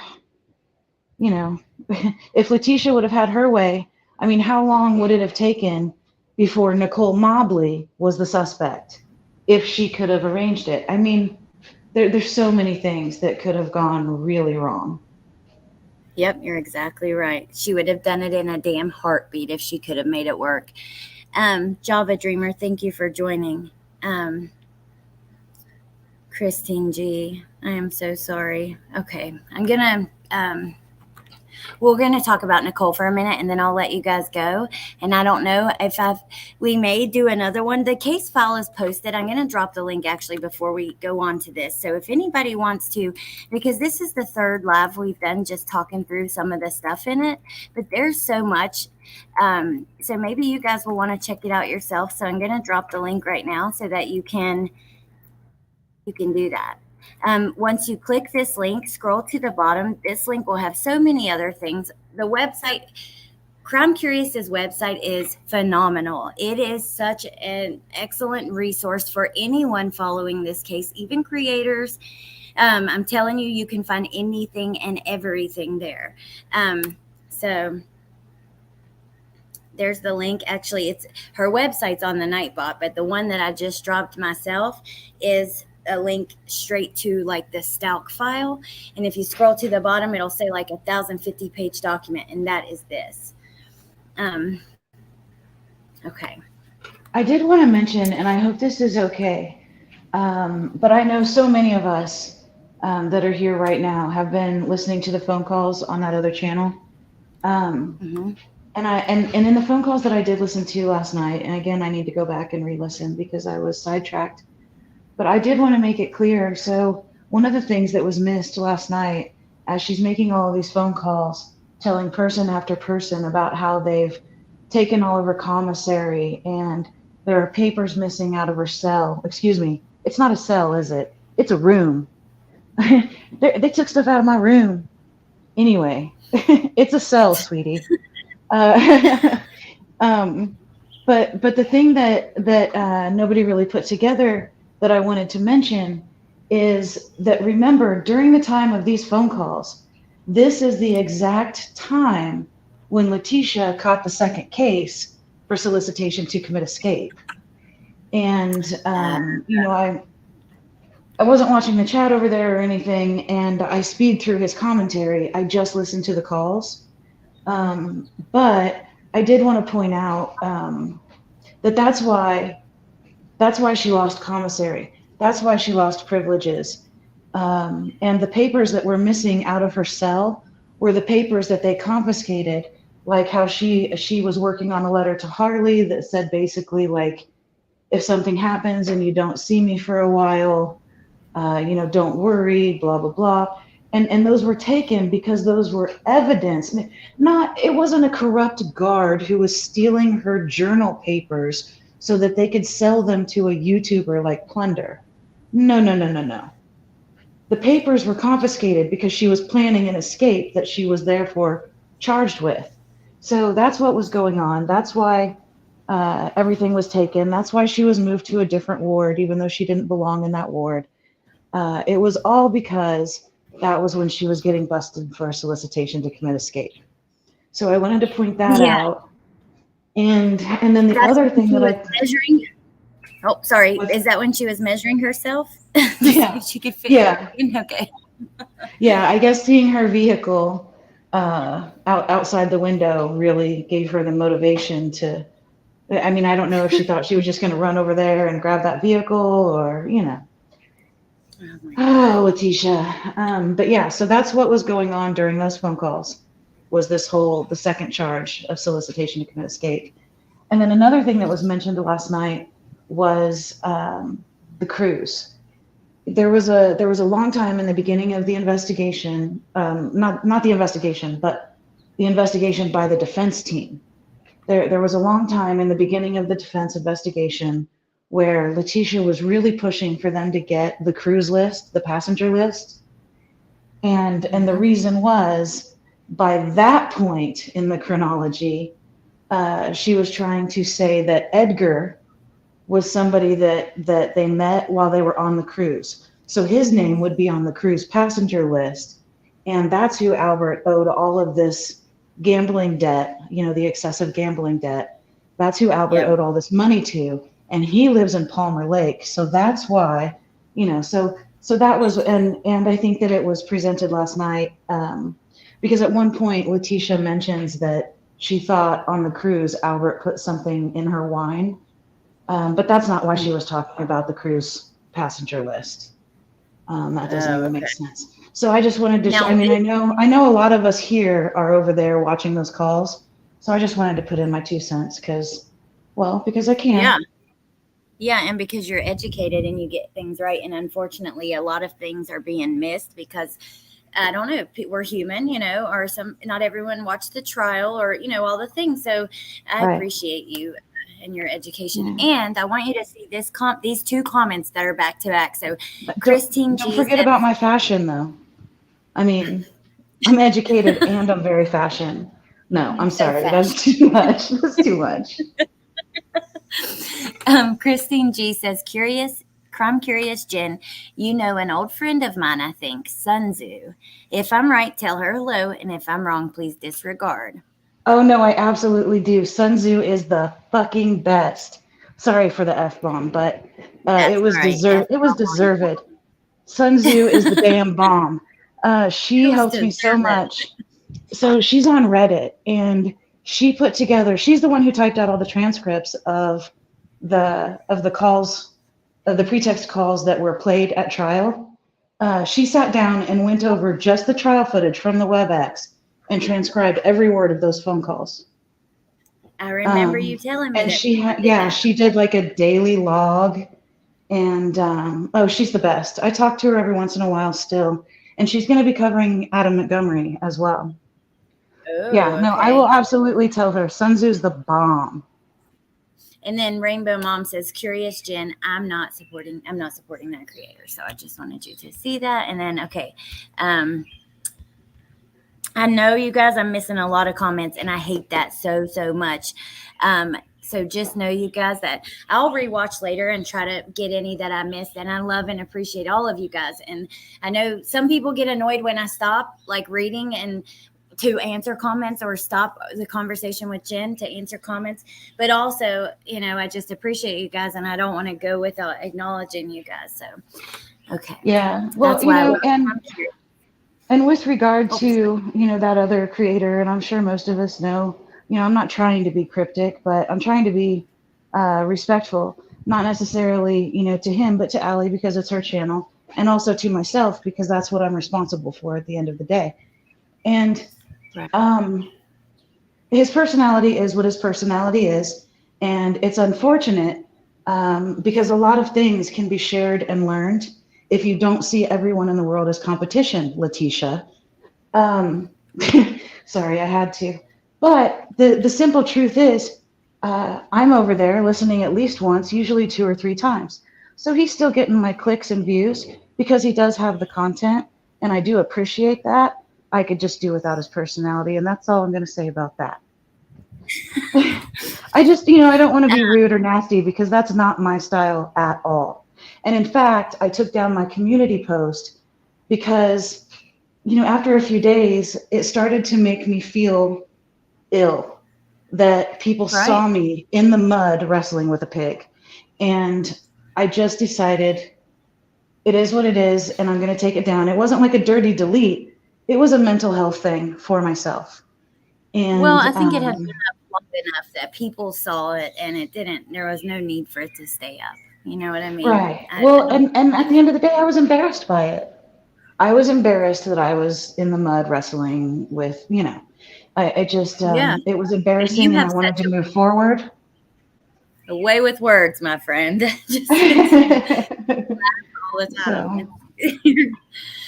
Thank you, Claus. Thank you, everyone who's joined today, and everyone who's been so generous and kind. Thank you guys so much. I really appreciate it. Thank you, Sexy Wild Thing, Carol freaking Claus, Santa Claus, or what? No, Christmas Claus is what they called you. And then Christine G says, I have a question. Did the Air Force really cancel Harley's contract for being related to an idiot, or what happened? Yeah, it was the idiot clause of the contract. I don't know exactly. I know that things got put on hold. Remember, it was the beginning of COVID as well, and there were all those issues. I mean, being interviewed by the FBI when you're meeting with your recruiter is not the best first impression. At the same time, I think that I think that it was her choice to kind of not follow up and go in a different direction. So I don't know for sure. I really don't know for sure exactly what happened.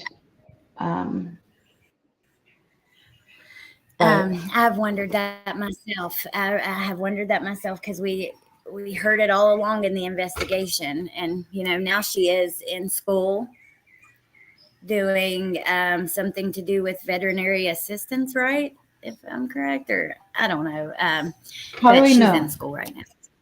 Oh, that is one other thing that I wanted to talk to you about. So in one of the calls last night, in the video call, they were talking about one of Harley's, Harley's friend. I think it was Tono, but I could be wrong. Anyway, I think that that's who Harley was dating at the time. So that could be, and it did show him on the screen for a second, and how do I put this? He could be the guy that Aunt Brenda was actually talking about, being like a do nothing, good for nothing, such and Oh, such. okay. And if I remember correctly, it was Harley and Tremone or Trey, which is her current boyfriend. Mm-hmm. I think during the trial, I think it right around there was like their 1 year anniversary. So when I I was remember kind seeing of the sticking up for anniversary. him, right? So it hit me It was last night that Aunt Brenda wasn't talking about Trey. Aunt Brenda was talking about the gentleman that we saw in last night's video call with Harley. okay. So, and now I know I was wrong. I know Trey is going to be a veterinarian. Harley, is she going to be a Yes. nurse? I know it's something in the medical. Okay. And then I don't know why I was thinking like veterinarian assistant or something to do with animals as well, maybe because of him. But I knew that's what he was going after. But that is interesting. So can I ask you, I didn't watch, is he also African American? Yes. Okay. So she's still, the comments still, I don't know. Right. Yeah. I just wasn't wanted to make it a clear that fan. it wasn't actually Trey. It was a different guy. Because I remember thinking, well, she's describing this guy like he's a piece of crap. But, we see Harley, on the beach.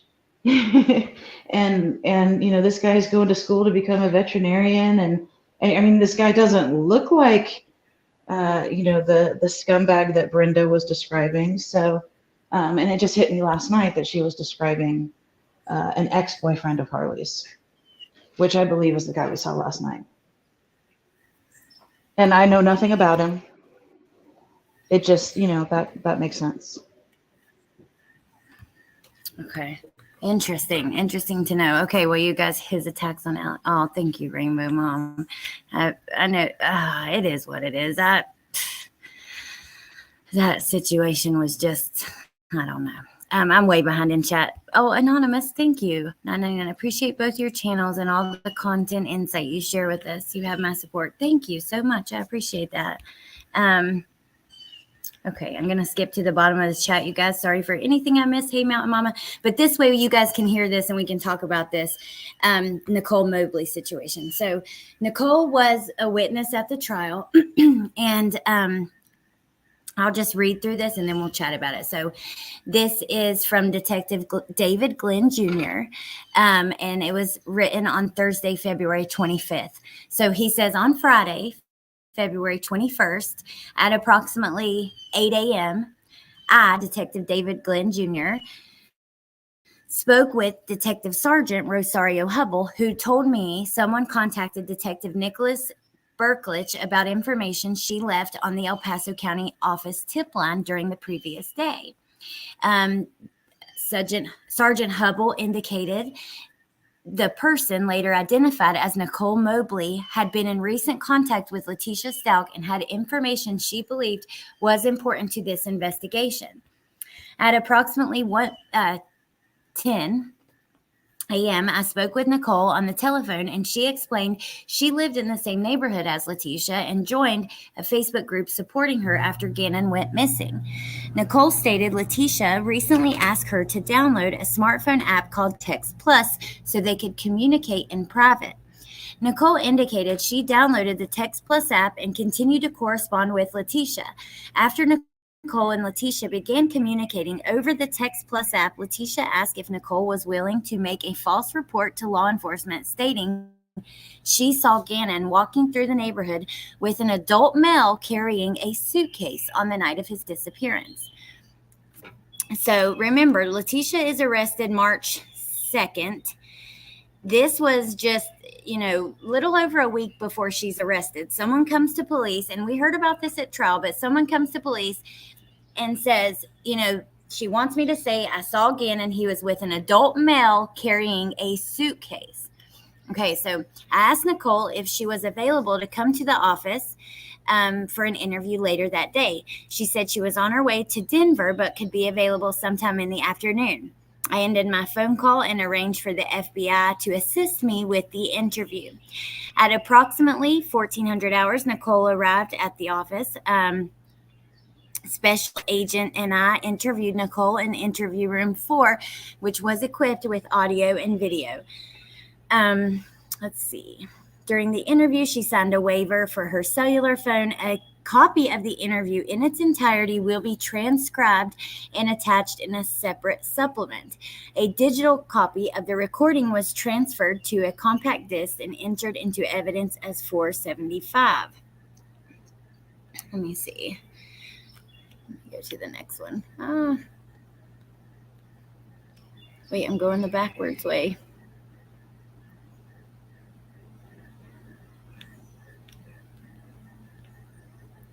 Oh my gosh, what did I just do? I'm sorry, you guys. Let me pull it back.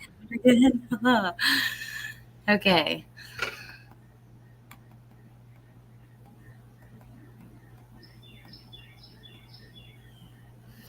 Then we have on Saturday, February 22nd, I contacted Nicole via text message to see if she was able to schedule a time to conduct a pre-text telephone call with Letecia. Nicole indicated Letecia told her she was pregnant and that Nicole was the only person who she trusted to keep that information. Nicole stated Letecia wanted to wait a few days and make sure Nicole did not leak the details of Letecia's pregnancy on social media, which would prove her trustworthiness and allow them to move forward with developing a plan for creating a false police report. Nicole said she would update me with any new developments. I'm going to just go through every time Nicole is mentioned in this so that we don't, that was my plan. So now we have the next day, Sunday. I contacted Nicole. She stated she'd been sick all day and did not get out of bed for most of the day. She indicated her communication with Letecia was minimal and there were no significant developments. On the 25th, they had the search warrant signed by her. They took photographs of the Text Plus application. Okay, so then we have on Friday, the February 28th, David Glenn Jr. again went with this FBI agent to meet Nicole at Starbucks. Nicole said she'd been in regular contact with Letecia through the app, that Text Plus app, but the conversations were very brief, and Letecia did not bring up anything about a false police report again. Nicole signed another waiver for her phone. Cellbrite of Nicole's phone. Let me see. I completed a manual extraction of the Text Plus message thread with Barbie Girl. So is that Letecia, Barbie Girl? Yes. Oh, and wow. I do want to make it clear that even though I don't agree with what Nicole did, and I'm glad that it worked out, I don't think at any time that her intentions were anything other than good. I think that she always had the best of intentions. You know, I mean, it's just, I think she's also taken a lot of crap. So I don't want to add to that dog pile. I don't know. I mean, I just, I don't want it to seem like I'm talking bad about her. I do think her intentions were solid. It was just dangerous. Yeah, I think you're just saying it's not safe, you know? Yeah, I exactly. cannot wait for Dizzy to Pink Diamond. Oh, thank you, sexy wild thing, Carol freaking Claus. Hey, Queen Olive. Okay, so this is interview details. It says she arrived with her husband, Randall. At the beginning of the interview, special agent spent some time building rapport with Nicole and Randall. After several minutes, Randall was excused from the interview room, and David Glenn Jr., I believe, yes, joined the FBI agent in there with Nicole. The interview in its entirety was transcribed and is attached with this supplement. The transcript was not reviewed for accuracy.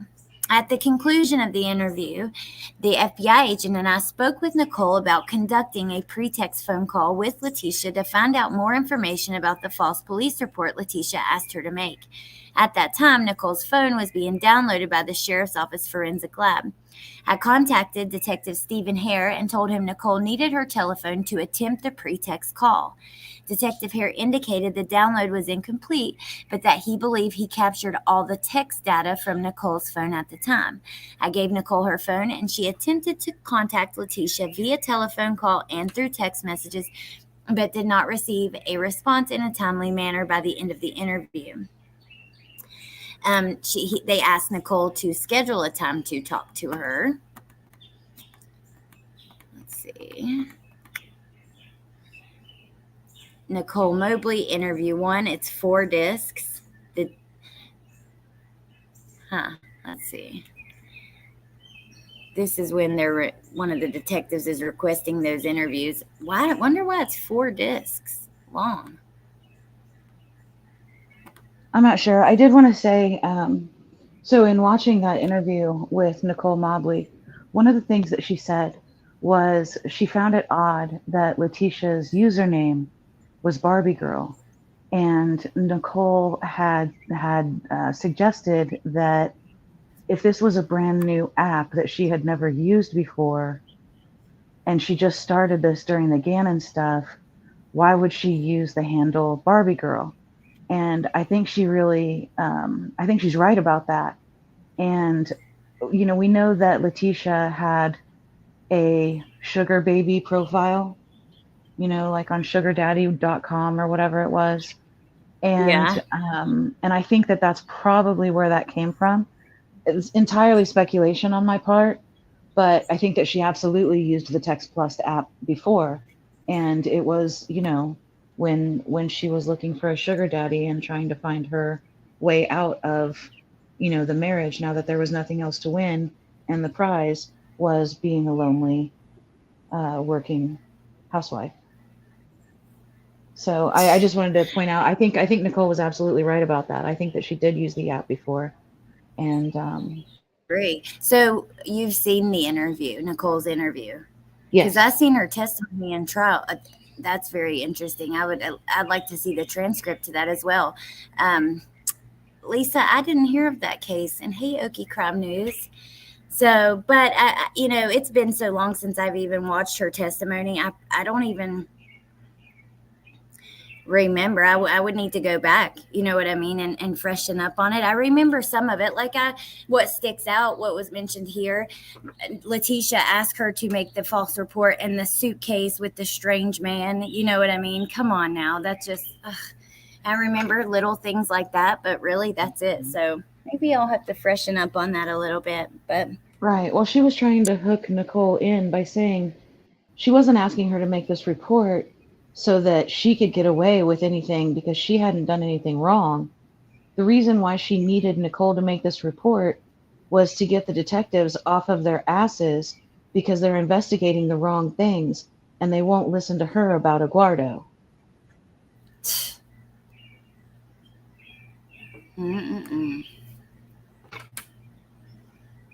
It's just crazy. Like, Letecia, you think that you're so smart, but you do so much dumb shit that just makes you look guilty as hell. You know what I mean? Along the way, Salmonella said she's too old for a sugar daddy. I would like to see that profile. 100% true. And that's probably another one of the reasons why she's jealous of Harley. I mean, she's absolutely so jealous of Harley. It's disgusting. So I don't watch that channel much for my own reasons, and also just because, like, I think that my brain doesn't work so well with the music and that kind of stuff, but I will click in from time to time. And I seen the specific video you were talking about with the video call with Harley, where she's like, "Is that my purse in the background? Wait, why does the dog not have a leash on?" And she's just such a hateful ass bitch. I'm sorry, excuse my language, y'all, but a hateful bitty. And she is jealous of her. And it's like, Harley is young and she hasn't seen her mom. You know, she's doing life on her own, which would be tough enough as it is. And you can't even talk nice to her I don't know. I see Harley differently than I did before, and differently than some people do, right? Because I know a lot of people still have a lot of anger towards Harley and stuff. I need to see her talking about this vigil. I haven't seen that. But I try to give her some grace because she's a kid, right? Her brain still right now is not even fully developed, period. She's had her whole life being lied to, used, and manipulated. I mean, I can only imagine the things that Letecia has used her for to get what she wants, to get her way with things. And, you know, just knowing how Letecia is in everyday life, situation to situation, is going to be completely exhausting. So I just feel bad for Harley. I think she's probably trying to find herself now. I hope that she can have a relationship with Al, and I hope that she can move past this, because when you are raised with a narcissistic mother, or, depending on how you're raised, that can cause issues for the rest of your life. I remember even talking in a college psychology class, I remember them talking about, the effects of having a narcissistic parent on a child, how that can cause certain personality disorders and different things like that. I just think she's going to have a lot of struggles. And the police didn't arrest her. They didn't charge her with anything. Could she have known a little more here and there? Maybe. She was told not to talk to police. I think people just need to give her a little grace. If you don't, though, I totally understand and respect your opinion. That's just where I'm coming from. You know what I mean? So. Yeah, I mean, and for me, the way I look at it now is, Letecia was the center of Leticia's world. And Leticia's relationship with Harley was just another thing that she kind of put on her resume, so to speak. And in that way, Harley was just an accessory. And I don't mean like accessory to murder. I mean an accessory like a handbag that Letecia was proud of. Look what I have, look what I did. But Harley wasn't Harley. Harley was an extension of Letecia. And in that way, she was an accessory like a handbag. Unfortunately, she almost became an accessory to murder. But through all of it, Harley wasn't allowed to be her own person. Harley was in constant communication with her mom. I mean, Letecia had her thumb on Harley like no other. And even when it seemed like she was letting Harley get away with things, it was only to pull her in deeper, And so it's going to take a long time for Harley to even figure out who she is and who she's going to become. And she does have a second chance at life. And I don't think that she is guilty of anything that, happened with Gannon. Yes, she was there for the road trip. Yes, she believed her mom was being set up. I've always believed that there was a possibility. I'm one of those people that got stuck on how could she not smell something in the van? Because especially when I found out that suitcase was placed directly behind the driver's seat of the van. Yeah. So it was right there, and there were holes. And, but I'm not a scientist. I have to take, what they tell me at face value, no matter how much I want to disprove it. I can't, there's no possible way for me to disprove it.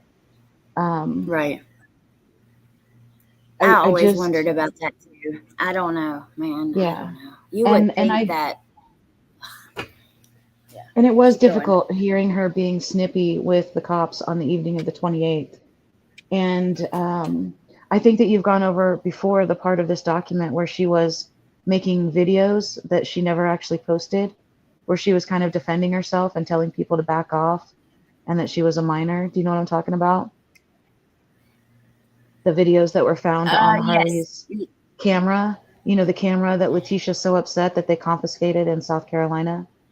You told me about it, but a little bit about the videos that were found on there, but I don't think you told me all that. You just said that there was some that were found that were not posted, I think.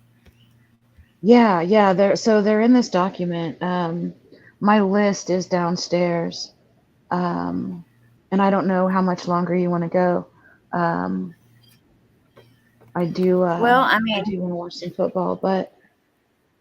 Well, we can always come back for another part and talk about that if we want to, because I know you want to watch football, and it's probably starting like now. And tomorrow, I told you Bentley has a major dentist appointment. He's getting some cavities filled, and so I've got to get us prepared for that, which I am nervous wreck. Anything medically with my kids, it just makes me crazy inside. But yeah, we could come back and talk about it. But when you find your list, will you send it to me so I can look at it? Because I haven't seen that yet in here myself. And I've only heard little parts from you. Yeah, definitely. It's downstairs. Yeah, I will come back and talk to you about this as many times as necessary.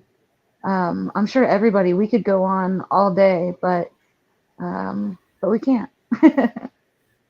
Yeah, I love it. I love talking to you. I love talking to Bendy too. I love talking to the chat, because I think that these are things that I'm I've always been looking at and curious and exploring on my own. So having other people to make sense of it with and kind of bounce ideas off of and that kind of thing, it just makes it so much easier. And also, even though it's dark stuff, right? I don't want to say like it's fun, but it is in a way, because I love you guys. I enjoy hanging out with you, and it makes it easier to swallow such tough information. So I'm so glad that you were down to come on today, and anytime that you do. I appreciate it so much.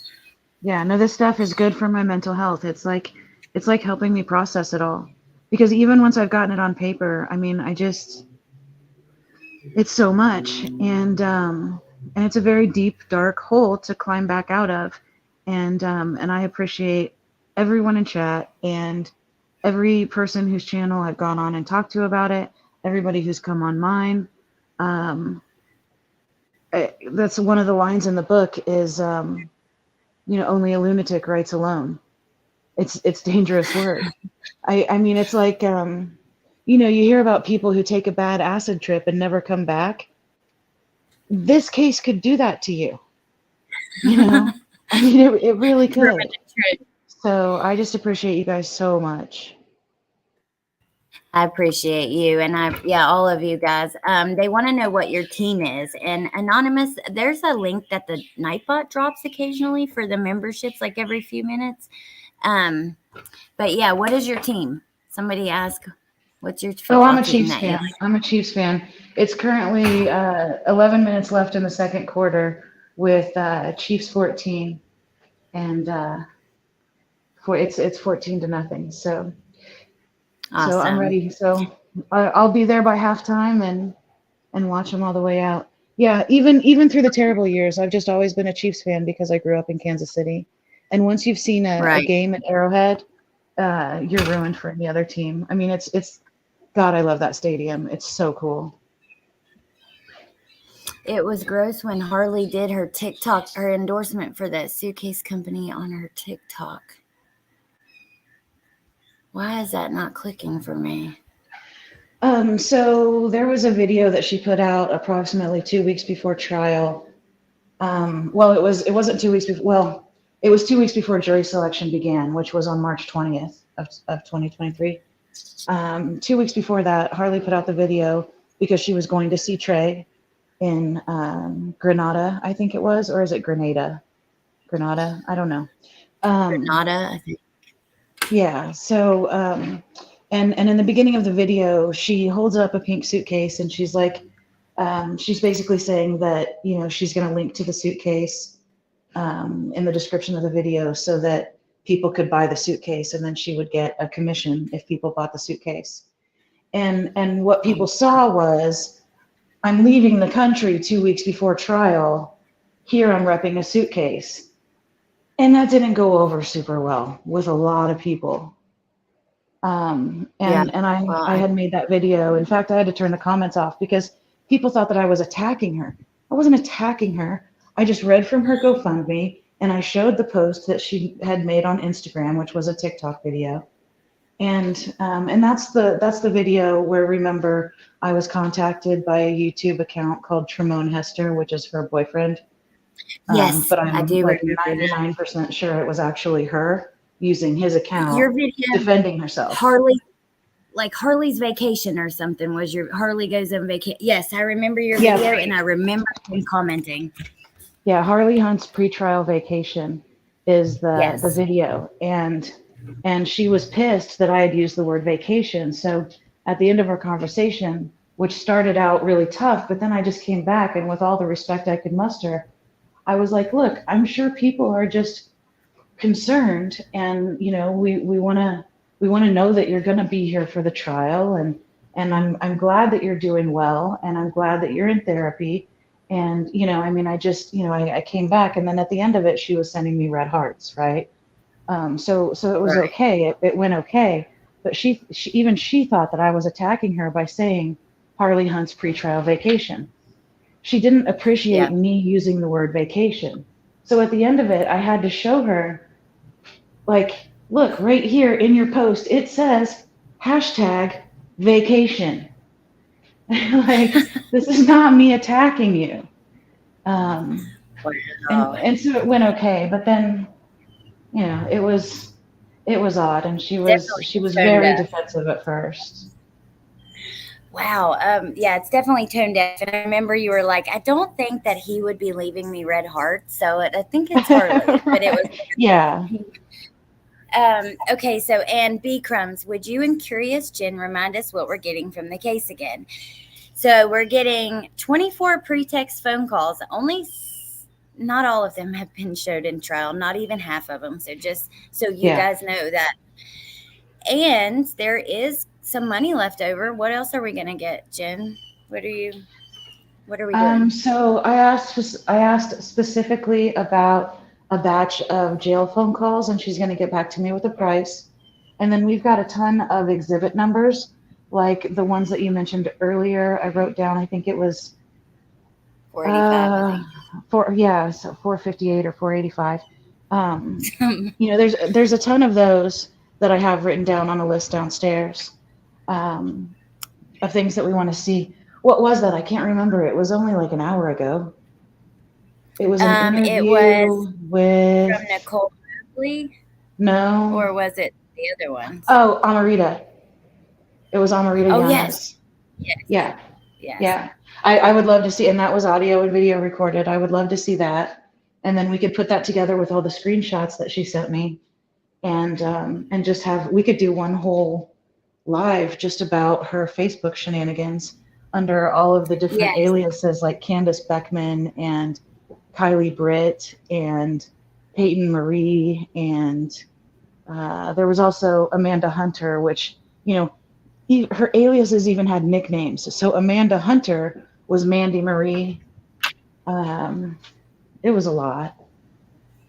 Yeah, I would love to do that. I think that'd be a fun live to do, like interesting I'm sure the amount of shit that we would probably find and talk about of her shenanigans on Facebook. I can only imagine. I believe it was 485, but yeah, it's written down downstairs. Yeah. Okay, and it was 485. Amarita emailed me digital screenshots of the question and answer session on Facebook. That's 485. So if there's anything in specific, though, that you guys see, I'm going to drop the link again directly to this entire case file. You guys, if you want to read it, you can. And if there's anything in there that you want to request, please let me know, because I'm definitely open for that. And I know you are too. Anything that you guys are interested in, let us know. Yep. I'm curious.com/Stauch.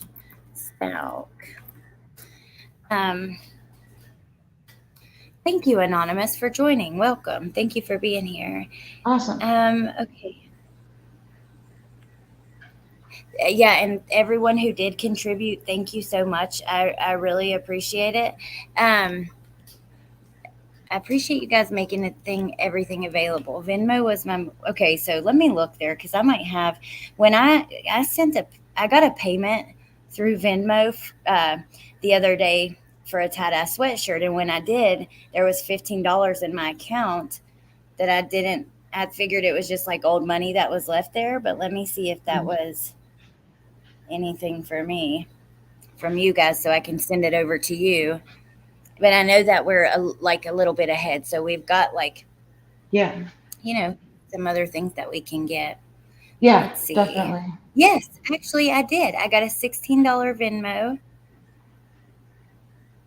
on September 21st.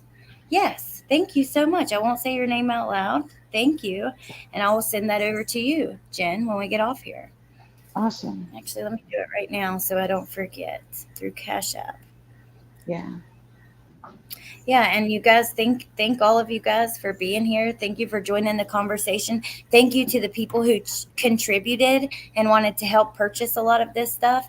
Well, yeah, I mean, it is crowdsourced. I mean, you guys are paying for it.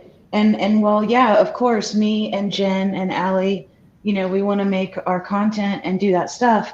But it's still public information. Even though it was paid for by crowdsourcing. And so, even with those pretext calls, of course, we're going to make content out of them, but they'll also be available unadulterated for the public, which is who the information actually belongs to. You know what I mean? So Yes. I'm really glad that we're doing it the way that we are. And yes, of course, we want to use it to make content. I mean, of course. But, Yeah. we're not gatekeepers or, it's not ours.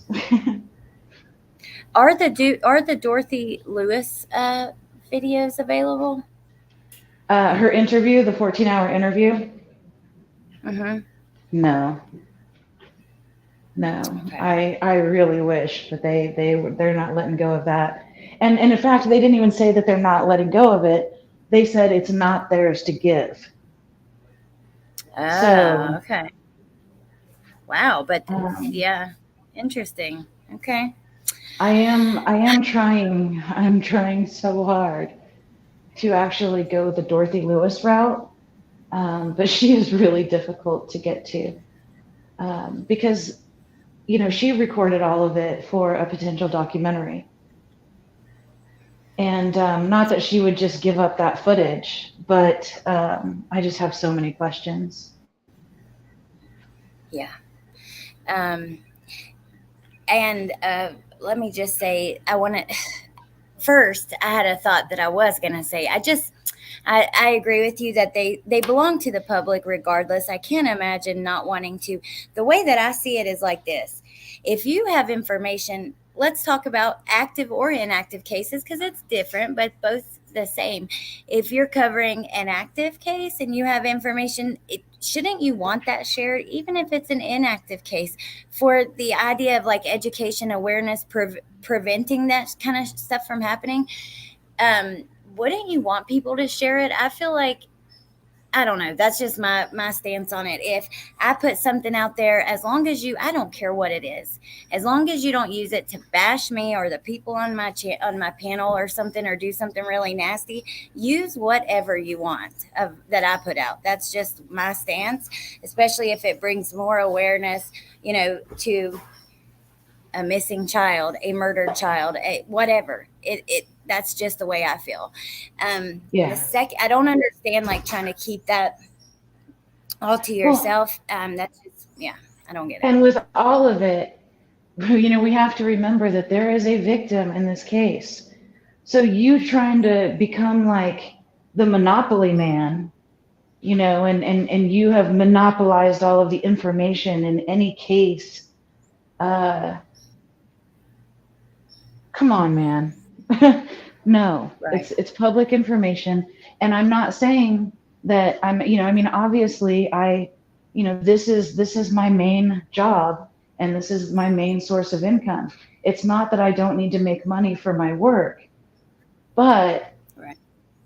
it's public information, and Yeah. I don't own it.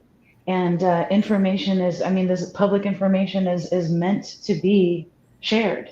And I think it all depends on your intentions. And if your intentions are to just own the internet and make all the money you possibly can, you're probably, you might do well for a while, but it's really not going to work out for you. But when your intention is sharing the information, having public, good, solid discourse, learning from things, whether that's to avoid them, whether it's to avoid things in the future or understand things from the past, it all promotes learning and education and intelligence and, and all of those things. So it really, for me, it depends on your motive or intention, and that's pretty clear with with us, and like Ikadmel is the same way. He's like, use whatever you want. I have no, I mean, he wouldn't care if you restreamed everything that he did. you know Right. um That's gonna be my stance. I don't care who uses my stuff ever. If anybody, as long as it, like I said, if you use whatever I've put out there, and you're like bashing one of my closest friends that I do right, panels with and stuff like that, yeah, I'm gonna care. But as long as it's not like that, then that's just where I'm at. But right, right. Or like the reading I did in the Delphi case, I encourage people to use whatever they want, any or all of the entire reading, and right, that's what I did it for. I mean, sure, of yeah, course, I, which I need to, I'd like to be paid for the time and effort that I put into it, but that all, that does come around. It just doesn't have to be centered on greed.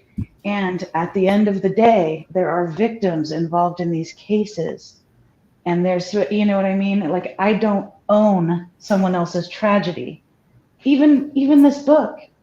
Of course I want to be paid for all of the work. Of course I want it to be successful.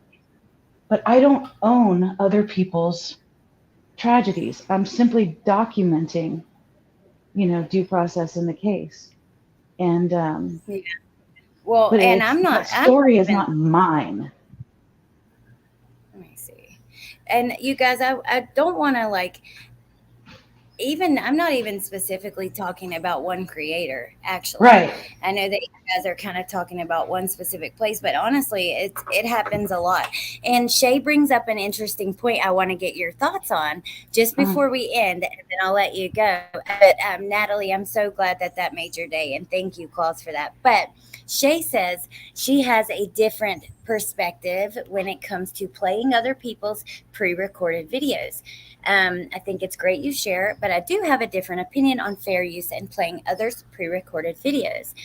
So, there's a lot of talk as far as I'll play someone else's video, but I will never play the entire video. I'll play whatever 1 or 2 minutes out of it that has this specific part I want to discuss, and then try to get people to go over there to watch the video or whatever, just because it's only right?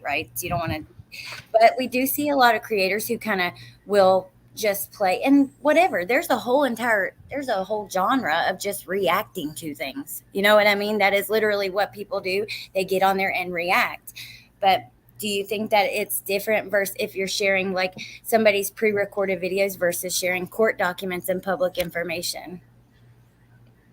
Well, I mean, yeah, that is a little bit different. And if you're not adding your own thing to it, like in the case of my Delphi reading, what I was thinking is that people would use, clips of my reading and then do commentary on that. And in that way, my work is just a supplement. And then I would just, I would hope that they would just say, who I am and where my channel is if they want to see, kind of like the way that you do with things. But if people are taking it and using it as their own and they're not adding any of their own work to it, then, I guess, I don't know. You know what? Right. I don't want to police it either. I don't want to run around doing. It's easy to get distracted with things like the copyright strikes and all of the background stuff. But I don't know. I do think it's. I mean, if you're passing off somebody else's work as your own, then that's one thing. But I feel like if you're respectful and you say where you got what you're commenting on, and you're adding your own flavor to it, I don't know. Yeah, I agree with you. I completely agree. You got to add your own spin and yeah, I don't know. But anyways, all right. I will let you, I could sit here and talk about this for 20 more minutes, to be honest, but I don't, like I said, it was never about one specific creator. You see this happening a lot in true crime. Amber reminded me of something. There's even channels who have been completely taken down because someone else uploads their content, adds no commentary, and YouTube can't, I guess, discern who was first or whose it actually is, and they take down both. Or people have gotten demonetized for that. There's all kinds of stuff like that happens. So, Wow. yeah, but I could go on and on about it. But since we've been on here a bit, you want to watch football. I need to go get ready for tomorrow. I'm sure you guys got things to do. I'll let you guys go. But thank you so much, Curious Jen. And thank you so much, chat. You guys have been so wonderful today. 2.5 hours flies by because I'm just so interested in everything. So fascinated by it all. Well, I love you so much. I love you. Thank you for being here. I love you guys in the chat, and I hope you have a great day, and I'll see you all soon. Bye. Bye-bye.